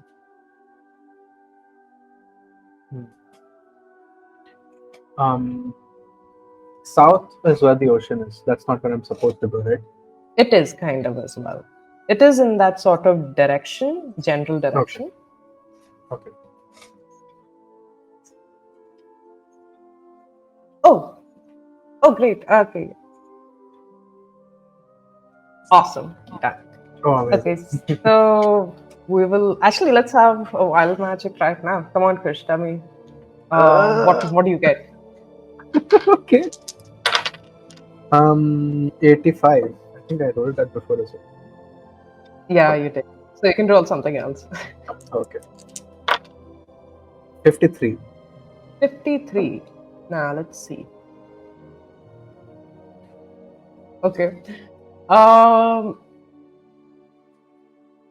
you. It's odd, but it does seem to work in your favor in a weird way. You know, where you're standing, this level of caution suddenly starts to take a new form. You know, you're standing there, you're thinking about this woman who spoke in your head. You think about what impending danger is coming your way. And a voice whispers in your ear again and says, "Until you find me, I will protect you." And with that, it feels like the earlier rainwater that had settled on your clothing, the droplets of moisture in the air itself, starts to form around you and makes warm blanket of air near you. And as that starts to rotate around you, you feel like a sort of fog start to dissipate from you at the center. It shrouds you in a bit of secrecy, it gives you a bit of stealth. And the hyena is also next to you. It is confused, but do you reach down to comfort it? You do not feel any harm from this magical effect. It is the fog cloud spell. Mhm. It's very thematic because that is Neldor's channel divinity later on. Amazing. um, yeah, I'm gonna reach out to the hyena and comfort it and be like, "It's okay. Um, I'm sure we'll be fine now." Yeah. So you bend down, you're holding on to it, and it seems to be guiding you in a weird way while this fog surrounds you and protects you. As you keep a keen ear out, give me a perception check.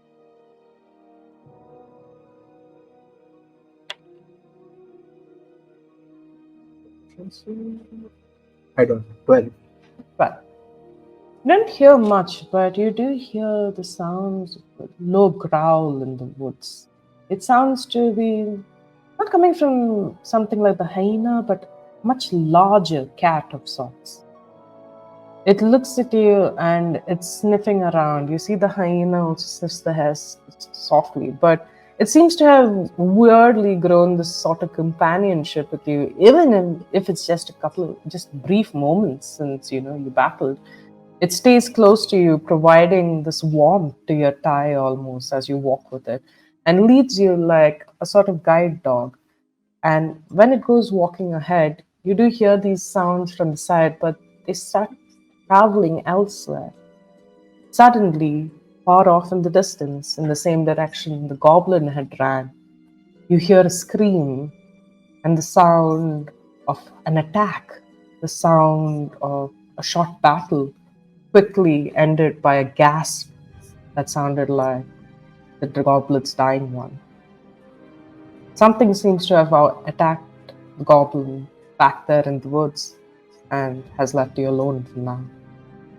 But as you start traveling a little ahead, you do eventually reach here. When the uh, attack happened, when Mm-hmm, the sounds were heard, mm-hmm, um, I would take a moment to think about mm-hmm, what the elder priest said, that the weak must pave the way for the strong. But mm-hmm, then I would also think of uh, what I believe in, which is um, the strong must fight for the ones who can't. mm-hmm. And in between all this, I think of something more important, which is uh, this voice in my head, which talked about um, her mother wanting greatness from her, but she said that she is someone more free, untamed, and I sort of sense the parallels between our stories, Mhm. and that thought sort of distracts me from the screams, and from the previous thought about um, the ideologies, and I absent-mindedly start walking ahead. Mhm. As you walk ahead, as the floor, I mean, the fog starts to slowly decrease and you're able to have a more clear view again, the night seems to have passed. You have been walking for a long time. Is there anywhere that you would like to sit and take some rest? Otherwise, you might suffer a point of exhaustion. Right, the sleep was interrupted, right? Mhm. So, um, are there any more normal trees that I can find? They are back where you came from, but you do see up ahead, there seems to be like flowers cropping up in places. It is the early morning. You haven't really had a very restful sleep from the attack, not to mention like fashioning those, darts for yourself, followed by the attack, and then traveling through the forest in the dark, especially cautiously because of the sounds that you had heard earlier. So Mhm. the first rays of the sun are just hitting you right now. You do notice that the ground at least seems to be changing a little up ahead. There's not much you can make of it, but you do see more color in the distance, about, say, 150 meters away. Hmm. Um, okay, so I'm going to decide to reach there and then, look ahead and Okay? gauge better than. Got it. So you walk with this hyena. Is that a name that you would wish to give it? Well, it did change into a peacock. How about I call you Peanut? Aww, that's so adorable. So you and Peanut are like Naldor and Peanut. Aww. And like so you were the walking through and you hear like you feel slightly famished. It's not much that you ate the night before and you are a growing elf. Okay, and the hyena also, like honestly you were meant to be his meal last night, so he's kind of hungry as well. So he's kind of looking at you and whines like a little dog would. And Peanut's just kind of like looking at you, just kind of like, hey, maybe food. And you see the river still flowing right on your side, and on the left you do have these weird spears with the ecosystems in it. You wonder again whether to catch a couple of fish. You do have your spear with you as well. Um, I think I'll reach the flowery area first and then make up my mind. Same thing. Okay, so you come down to this area filled with flowers, and as you're walking over there, you see that it seems to be opening up to a wider glade of sorts. And Uh-huh. when you start walking there, you reach towards the end of it. Up in the distance, you see the water, gets a little bigger, and the more you travel through, you come here.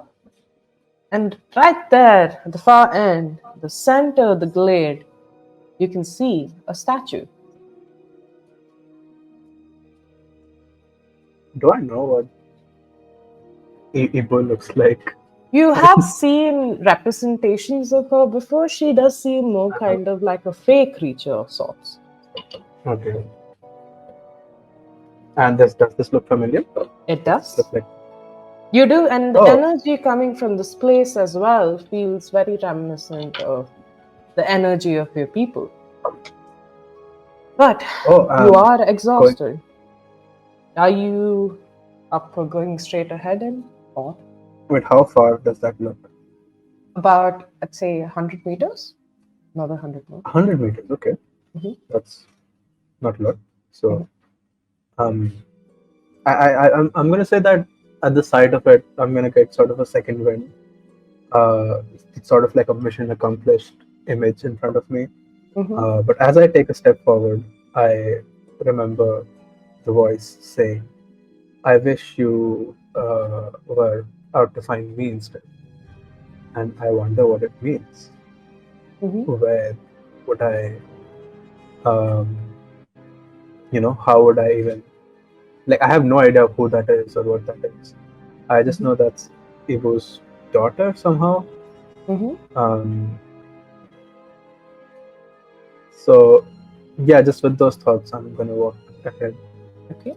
and reach the statue. When you walk ahead, you do hear a voice in your head. It feels almost like a whisper in the air. It rushes at you, saying, "You have reached Mother. Will you drink from her water, or will you accept mine?" And it just flutters in and out of your head as you reach this place.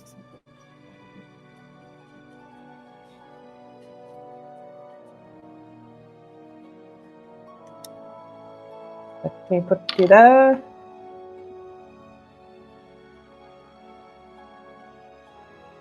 So you reach here and you see this massive statue right in front of you. But the glade around is filled with flowers. You see as the forest changes out on the corners, but it's a massive wide space. And there you see the statue of Ibu. Look there and you see this large monument right across you. It's in the center of these beautiful, beautiful flowers, more than you have ever seen before.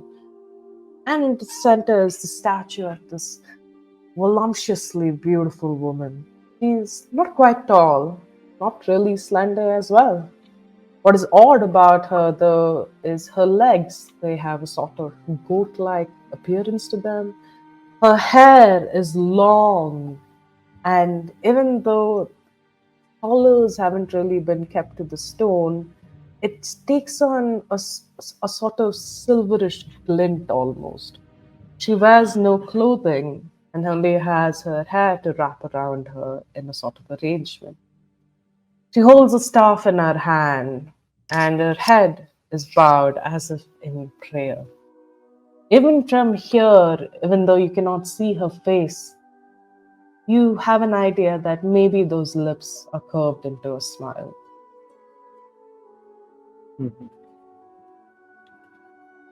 Um, I'm going to look around and try to. Uh, so I want to resolve this other voice before I decide to drink the water from Ibu's statue. So I'm going to ask out, "Who are you? Where do I find you?" When you do, it's weird, but the glades start to move around. You see, as like there's this sort of serene silence that's hanging over here. You can see the pool at the end of the statue, and a sort of sweet odor radiates from it, and you do not know whether it's coming from flowers around or from the water up ahead. But as you breathe this in, you take another puff of air, the voice in your head says to you again, two choices lie right in front of you.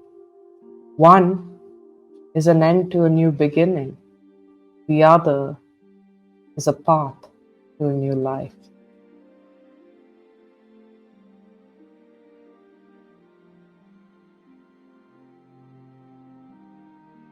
And to a new beginning and a path to a new life.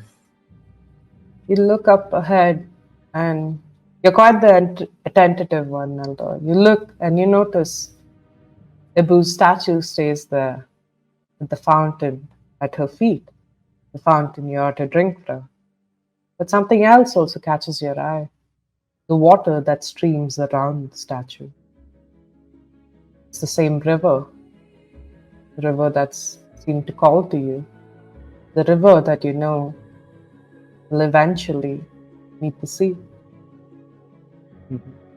And Um, as you look at both of these, the flowers start to rise in a weird way. You feel colors shift in front of your eyes as the ground starts to shake. You feel the air begin to waver and change form, and strange creatures made entirely out of plant and wood jump out from the ground through the foliage and look at you. You look around at the trees and they take on a more golden glow, radiant almost to your eyes. And in this morning light, it looks like heaven almost. Small goat legged creatures, similar to Ibu herself, starts to waddle through this little pasture. They look at you and smile and laugh and jump around. And they'll invite you, calling you to the fountain up ahead. I begin walking. As you Um, start moving ahead, this feeling of warmth and happiness overcomes you. It's a feeling you get in those rare moments when you feel like you're connected with your mom and you can talk to her. It's almost like a motherly love capturing you in its hold. And the statue herself starts to move. It looks up at you and reaches out a hand. It does not say your name yet, Neldor, but it looks at you with a hand outstretched, reaching out for you.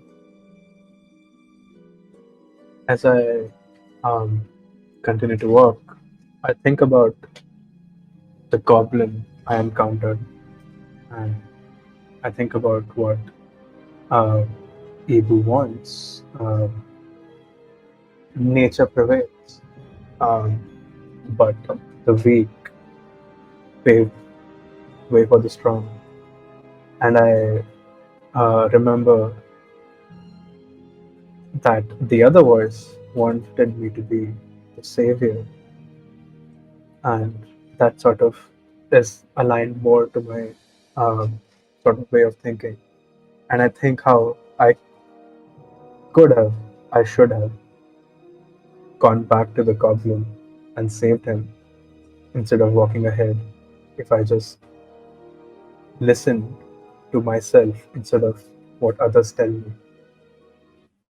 Uh, Maybe I should, uh, you know, be myself instead of being what others want me to be. Mhm. And as those thoughts are crossing my mind, I am still walking ahead. And I don't know if it's narratively weird for you, but I want to say that I have already walked past the place while thinking this. Okay. You start walking past it, Nelda. You don't notice as the statue smiles, maybe takes on a grimace at a second. Peanuts like chasing after you as well, but stops at this river, not knowing whether to follow you or not. But as soon as you cross the statue, Nelda, and I wouldn't say that you would have even gotten that far, as soon as you step over this water, there's a loud roar that comes from behind the woods on this side. And you watch as this massive cat like creature comes here and stares you down. It growls at you, waiting for an opportunity, daring for you to walk ahead, to walk past it. I'll give you a second to react before we roll for initiative.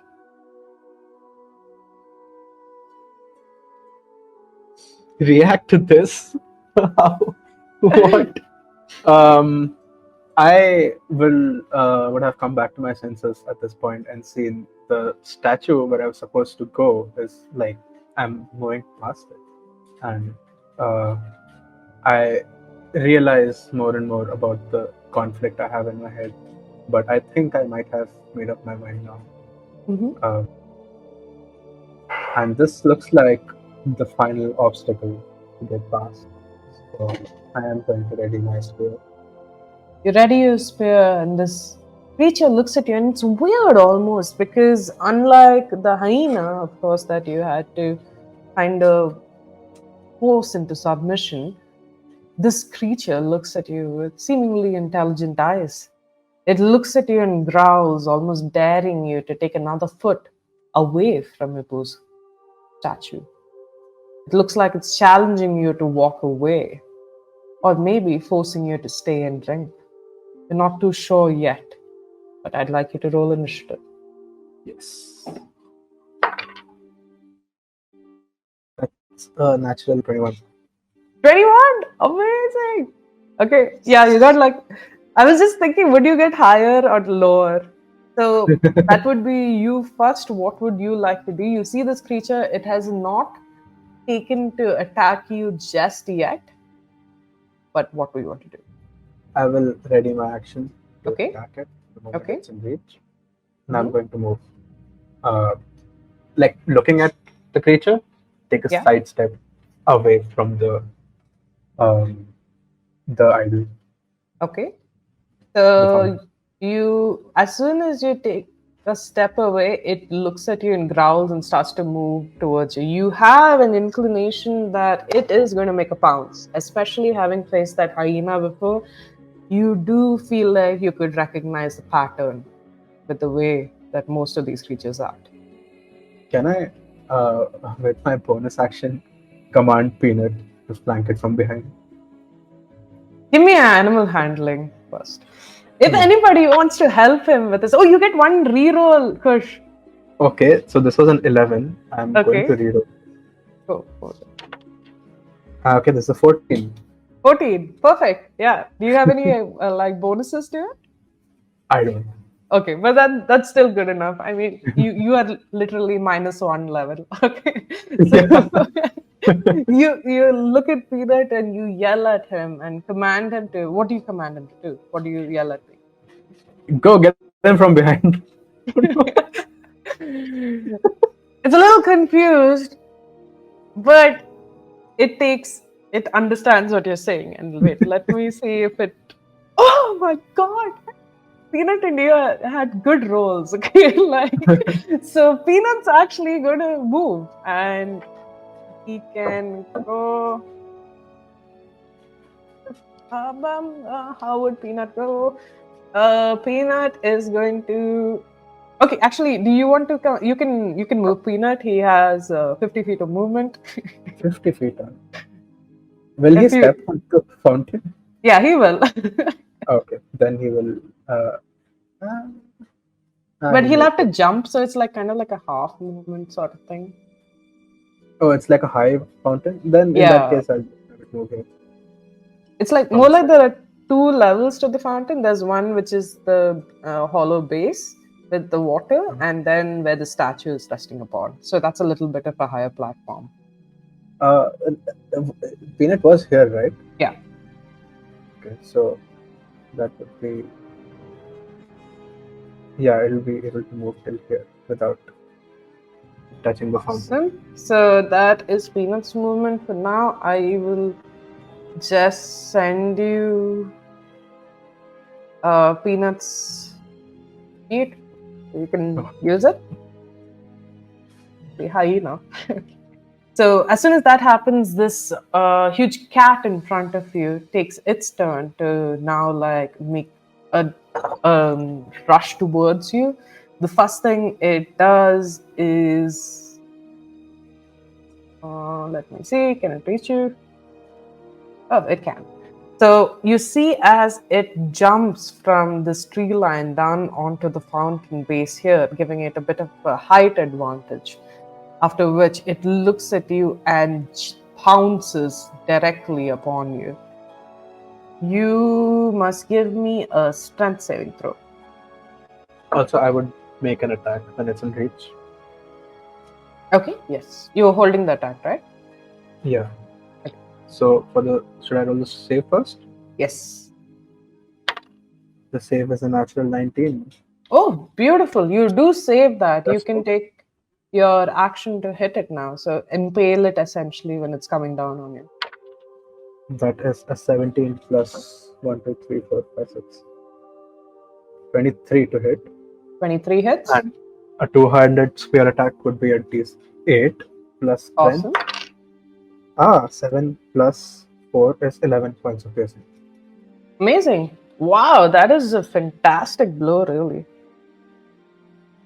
You might actually win this. So as soon as it jumps, trying to claw at me, I just like use its own momentum against it and poke at its like sort of ribs. It's and in this fantastical notion, the weight is still holding you down, but you have able to essentially leverage this spear between you and the creature and use the butt end of it against the ground so it can kind of hold like a firm root to it. And as it falls, it essentially impales its side into this, and you can feel as its large cat head, hot and heavy with white fur, falls on your shoulder, and you can hear the roar loud and close to your ear, but it has not been able to hit you. It's your turn now, Neldor. What would you like to do? Oh, so with the spear impaled, I'm going to leave it and use like both my hands to like hit it down and cast Shocking grasp. Shocking grasp. Oh my god, awesome. Also a spell attack to hit. That's a nat 20. Finally getting a nat 20. Let's go. Amazing. Awesome. Okay. So 1 dice and double or 2 dice? 1 dice and double. That's 6 double 2. 12. Well, Lightning. so that is okay. 11 points and then 12 points. Got it. So you hit it down, and as you do, it's really shook, and it slumps to the side almost, and you can see that blow seems to have damaged it quite badly. It seems already off-centered. It's already leaning heavily to one side, trying to find its just to ascertain its location. You still have your bonus action. Are you asking Peanut to return, do anything? Yeah, I would ask Peanut to. If I don't ask Peanut to do anything, it'll still go do the last action, right? Yeah, he will still pursue. Yeah, so I think he'll just move 5. Oh, plus 5. wow, Peanut's movement is massive. He'll reach here. Yeah, great. So he's right next to this huge cat and you right now a little bit, and he can't make his movement yet. You look at this you look at this cat, and it's just like staring at you, dizzy almost. It's just huge white fur, just stained with blood and almost like static around the area where you hit it down. It looks at you and makes a motion to attack, but quickly leaps here instead.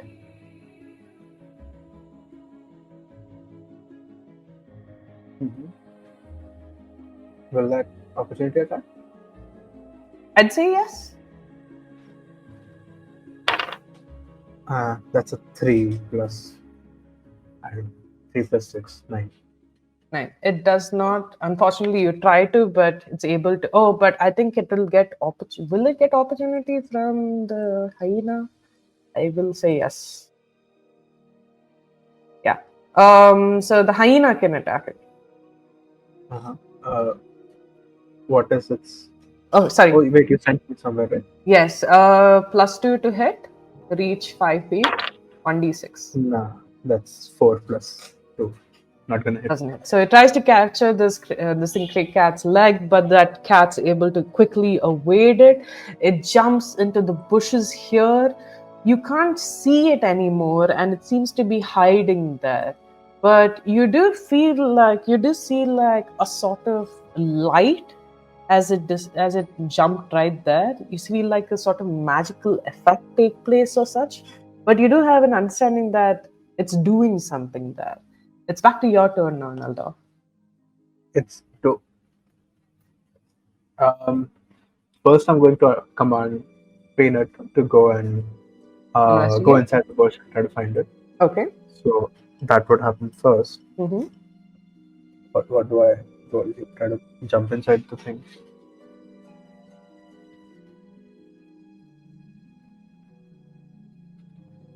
What do you What think do I you're roll? doing? Oh, sorry. You want to jump inside? No, so Peanut's gonna jump inside. Okay. Peanut's And going to go in. What are you doing? I will wait to You will see wait. what happens to Peanut.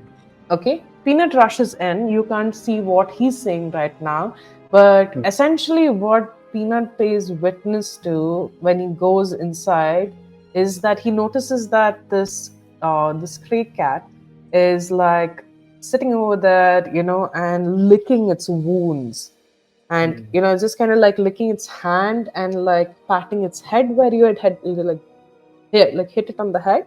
And it's weird because it's like a magical glitter is forming on its head when it's doing it, and what Peanut observes but doesn't understand but can kind of have an inclination to is this thing seems to be healing itself in a weird way. He goes forward to attack the creature.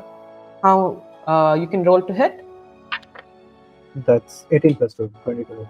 It hits. So 1d6, please. 2 points of 2 PSI. points. Awesome. So he goes over there and bites, the back of this thing, Craig cat, and that thing howls in rage, and that's what you can hear from outside now. Oh, I hear an attack is successful. So I'm Yes. gonna jump to spear first. Okay, so you pull out the spear from the ground, running in. Okay, you use your full. Yeah, I'm assuming you use your full movement to reach that. Yeah, basically I'm gonna follow the sound. Got it. So you Spear run him. in and you see Peanut now latched onto the leg of this hyena. I mean, of this stray cat over here. That thing seems to have been caught in the motion of like healing itself. It looks back at you and growls loudly. As you stick the spear into it, roll to hit for me, please. Advantage because the thing is Advantage because it wasn't really suspecting it. 15 plus 6. 21. That does hit though. Go ahead. Okay, so that is that's nice. 8 plus 4, 12. Awesome. So as soon as you do this, Neldor, you sink your spear, your little haggard spear, into this massive creature, and as it cries out in pain, the sound suddenly starts becoming more human-like, and you see as this stray cat slowly starts to shapeshift and return to another form. And crouched in front of you right now is a young elven man, a shock of red hair. Huh? Okay, it is what I thought it was then. Yeah. And you see your cousin over there. He looks at you, but it is his turn immediately, and what he does is just disappear. He shapeshifts into another form, and you see as a giant spider starts to crawl away into the woods. Cousin, come back. He runs away from you. He doesn't seem to stop. Are you going to chase after him? Yes, I will chase after him. As soon as you start giving chase, I'd say the hyena is also. We're just going to do this as more of an abstract battle order, okay? But you start to run over there, and as soon as you start to like reach within 5 feet of him, he turns again to hit you. And as he does, like he takes a swipe against you, and it's a sort of like a weird cinematic sequence because you are chasing him and you watch as he continues to shapeshift into these various forms, almost glitching in animation in a weird way, And as he does, he yells to you. He's like, "No, Neldor, please drink from Ibu's waters, please, okay?" And then he you can hear him almost yelling to himself. He's just like, Forgive me, mother. I cannot. I cannot force him. And he seems to be crying and, not allowing you to catch him. Anytime you come close to him, you see like a knife made of ice just like suddenly slam behind you. When you try to get within 5 feet of him, thunder starts to radiate from his feet as it starts to slowly push you away with a large explosive blow. He just does not want you to reach him. Myron, I can help you. What is going on? If you give me a better this thing, I'll give you persuasion with advantage.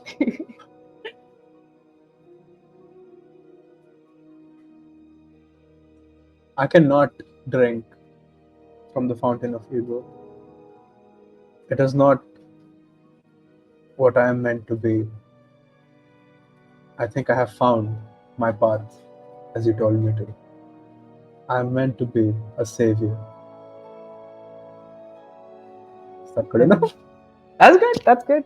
And he stops. And he looks at you and he's like, brother, have you ever been visited by another?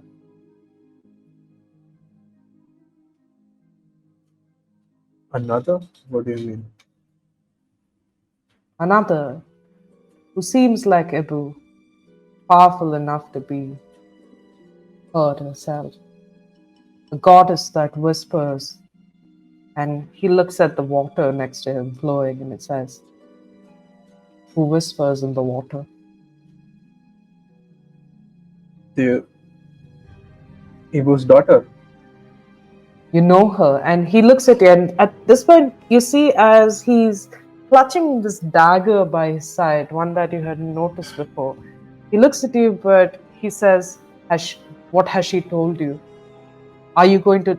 And it's like he gets panicky and almost frantic at once. He's like, is she the reason why you're not going to follow Ibu? Is she the reason why you do not wish to be Duke? She showed me the path when I was lost. She helped me when I needed it the most. She lies to you. You do not know her, brother. You do not know her story. What do you mean? She lies. She showed me that Ibu's ways are flawed. No. The ones that is flawed, the ones that follow her. She lies to you. In her deception, she will carry you to the depths of the ocean that she plays claim to. Brother, ones with strength are supposed to fight for those who cannot. I cannot follow Ivo's way of stomping over the weak and just claiming what we want. Will you You not have to travel say back? this is not right. I only know the way of our people. And if you do not wish, travel back with me, brother, then I fear where we might meet next. And you see, as this point, you haven't really noticed it, but it seems like you've taken like a turn, and as you walk out, you're back in the glade. And where he stands, right behind him, is Ibu's statue. He has not turned to look at you, but you do feel this weird sensation. The atmosphere seems to be calling to you, calling and asking you to come and drink from it. He looks at you again and says, you were born to lead us, brother, but if you prefer to be led astray by someone else, I will not stop you. But know now that what I become, what you become, is based on what you do right now.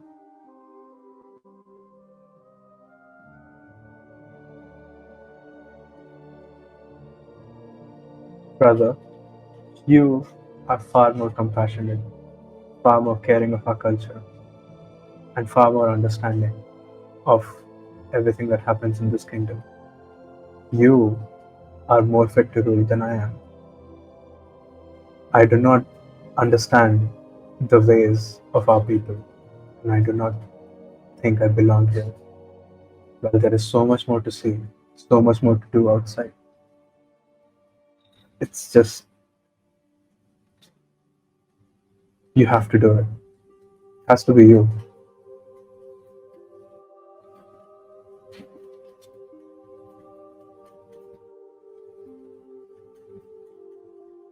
Makes me sad, disheartens me.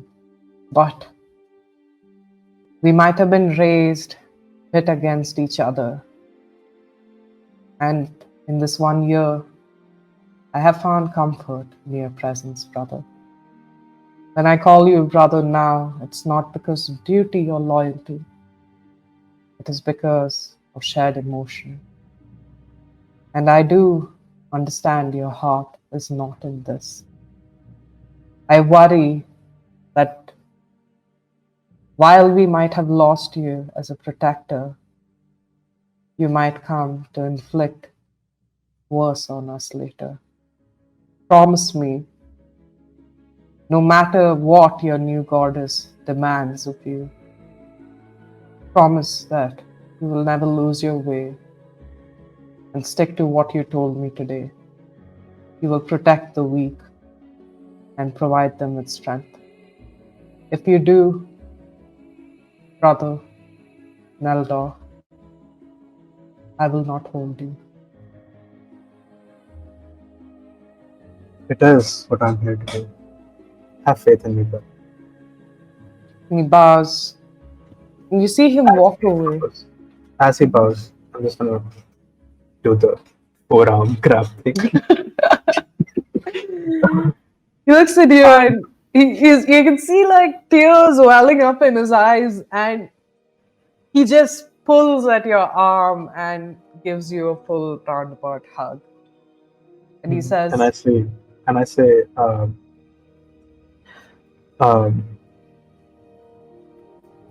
I will see you soon, Duke of Southbrick.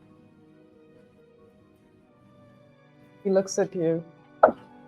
And for a second, Neldor, your passive perception is not high enough for this, but for a second, you feel like another voice is talking to you through him. And he says, farewell, savior of the seas. As he walks back, he reaches down into a booze fountain, cups a hand, and drinks from it. Before going, he salutes you, dripping the water all over his head. You see it glistening off his red hair as he walks away, back to the forest of rains. The choice now presents itself to you, Neldor. Do you wish to follow him back there? Or do you wish to follow the river? I will follow the river. Start making your way. Peanut follows you, kind of like still a little confused. In a sense, you get an idea that maybe he was expecting to eat the other one and is a little disappointed, not used to letting people go. He still follows you. He also, at one point, kind of like, lowers his back as if offering you a mount if you need one. No, I'm too big for you. Oh, Peanut. Okay, so he takes you, and Naldal, you start to travel. You reach the edge of the forest. You walk until the smell of salt is in your nostrils. You walk until your heart feels free, until the weight on your shoulder seems to disappear. And finally, when you're at the cliff over there, at the cliff's edge, standing, looking down at the sea below, the drop must be at least 100 or more feet. But this voice asks you again, Will you come into my arms now, Neldor? Will you be my protector? Will you be my savior?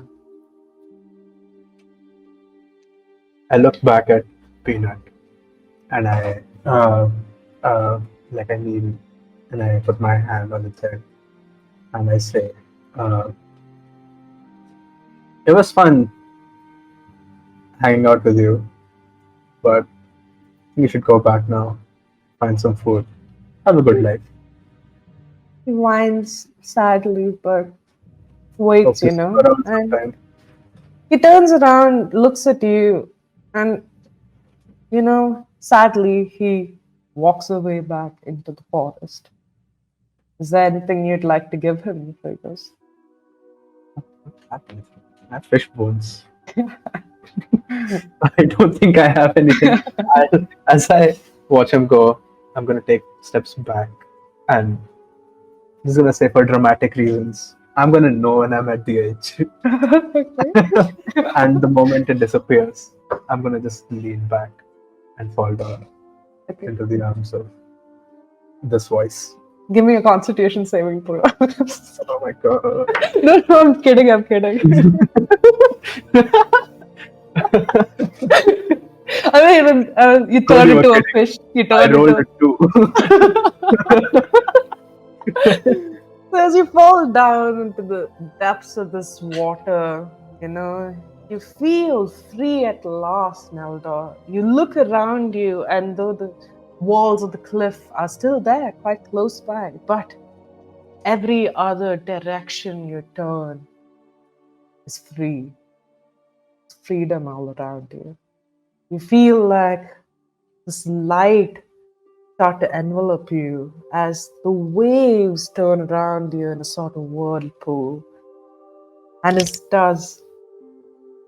Oh my god. Okay, I just wanted to use this filter, so I'm going to use it.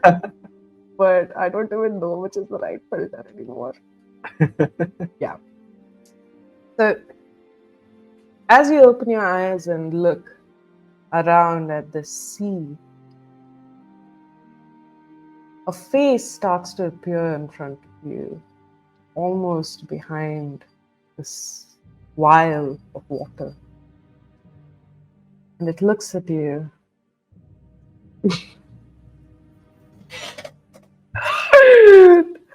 And says, Neldor, Should have listened to cousin. my savior, the savior of the seas.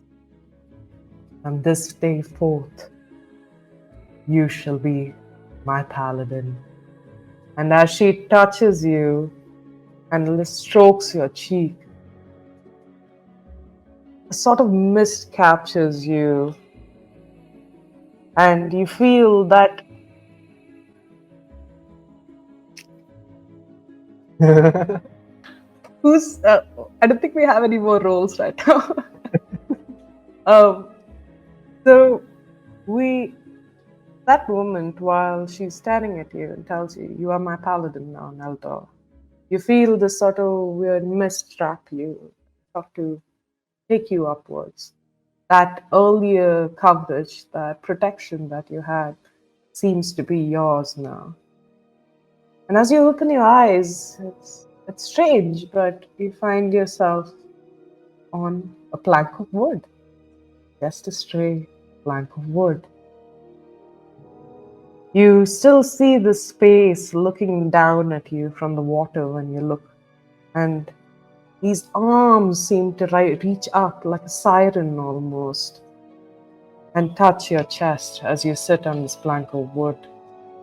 Slowly, you feel a sort of weight, a sort of heaviness cover you as what started to look like coral and seaweed starts to take form into a more golden color, a more solid feature. You look down now and you're wearing armor. And then she says to you, go, Neldor, savior of the seas, my bronze knight. Be my paladin. And with that, he disappears into the water. And Neldor is sitting now on this raft. Look at the water around you. And as you move your hand, something feels strange, something feels magical almost. And as you move your hands like this, you will see as the water around you also moves a little bit. What are you going to do? As I notice, I can control a bit of water. Stop movements on my finger on this very plank and put both my hands down and start a jet stream. Start moving towards the horizon. Amazing. And that's where our adventure ends. You see, as Neldor, the the high elf paladin, now ventures out for his first first adventure. Is he a hero? He's someone who left his people behind. But he's also someone that cares. Thank you, everybody. Thank you for joining us on stream tonight. I'm so sorry if we didn't like look at any of the audience. Go.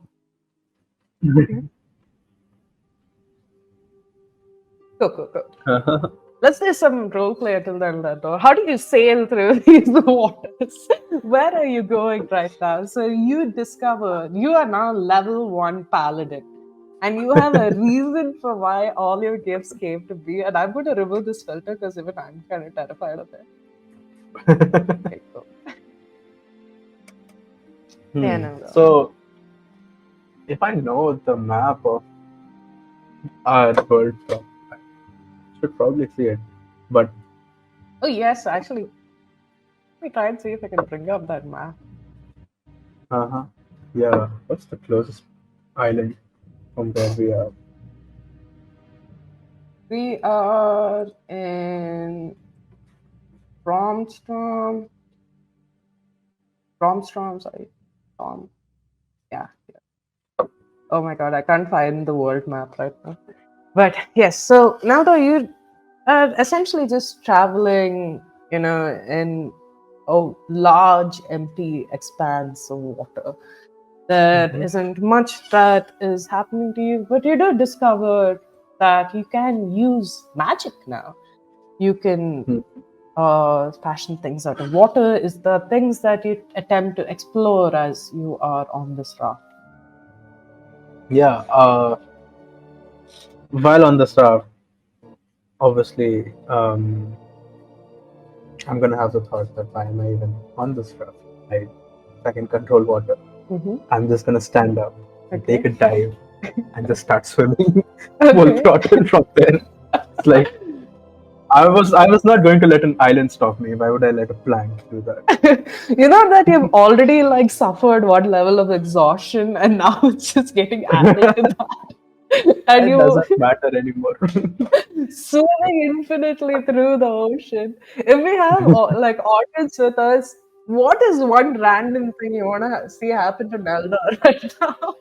And like, let's get it to happen. Is it a kraken that comes out of nowhere? Maybe Kraken, hello. maybe like Level 1 I am now. maybe you meet a mermaid and like she falls in love with you. Hey guys.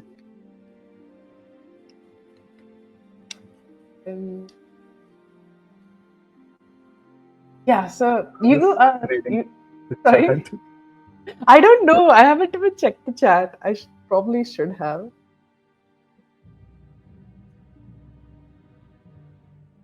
Also, yeah, so Neldor was like a very sort of beloved character of mine who I've played in a bunch of one shots and I've collected a bunch of titles like the Bronze Knight and the Savior of the Seas and Slayer of Green and Blue Dragons and something and all. I don't know. Yeah, all of this came together now. Yeah, it's really fun because where Kush played Neldor was on our first D&D celebrity stream sort of thingy where we did this with the comedian Avish Matthew, and Nelda was just like, oh my god, like the perfect elder brother, I'd say. Okay, was looking after all of us, making sure we wouldn't die, killing dragons on the side, all that. And when I wanted to do this, I was just like, let's strip off everything that makes Neldor a paladin in form, and let's see what he is in personality. Yeah, And I was we very had scared. fun. Yeah, it was a I lot was of very fun. scared because as Neldor, my AC is 24, and in this adventure it is 12. It's literally half. Yeah, So actually, you honestly, the fact that you spoke the goblin and let it get away, like, helped you avoid a lot of shit. So, essentially, what was in the forest were two saber-toothed tigers that were ready to oh, attack you if you had any dead bodies lying around. But you chose to adopt the hyena and let go of the goblin, so it had no reason to come near you. And the rest of the adventure, as written, has like the original person go back if they want or not with their friend, and they get attacked by the saber tooths, and they build this bond fighting it together. But hey, Naldor didn't want to drink from the fountain, so so I was like, nah, all that's not happening. But also, it seems like I've realized that I really wanted to finish this in 2.5 hours, and I did. So I'm happy with my time checks, but I should have accounted for 3 hours instead.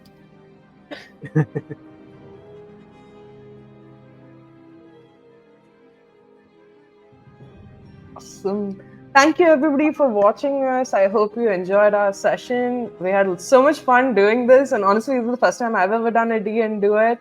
And I personally really enjoyed it. I felt like there's a lot of role play could go into it. And plus, having Kush there made this so much easier because I can trust him to at least think of creative ways to survive in a forest. I loved this. Was my favorite PC, and just playing an origin story was like this. It's a lot of fun. I love this.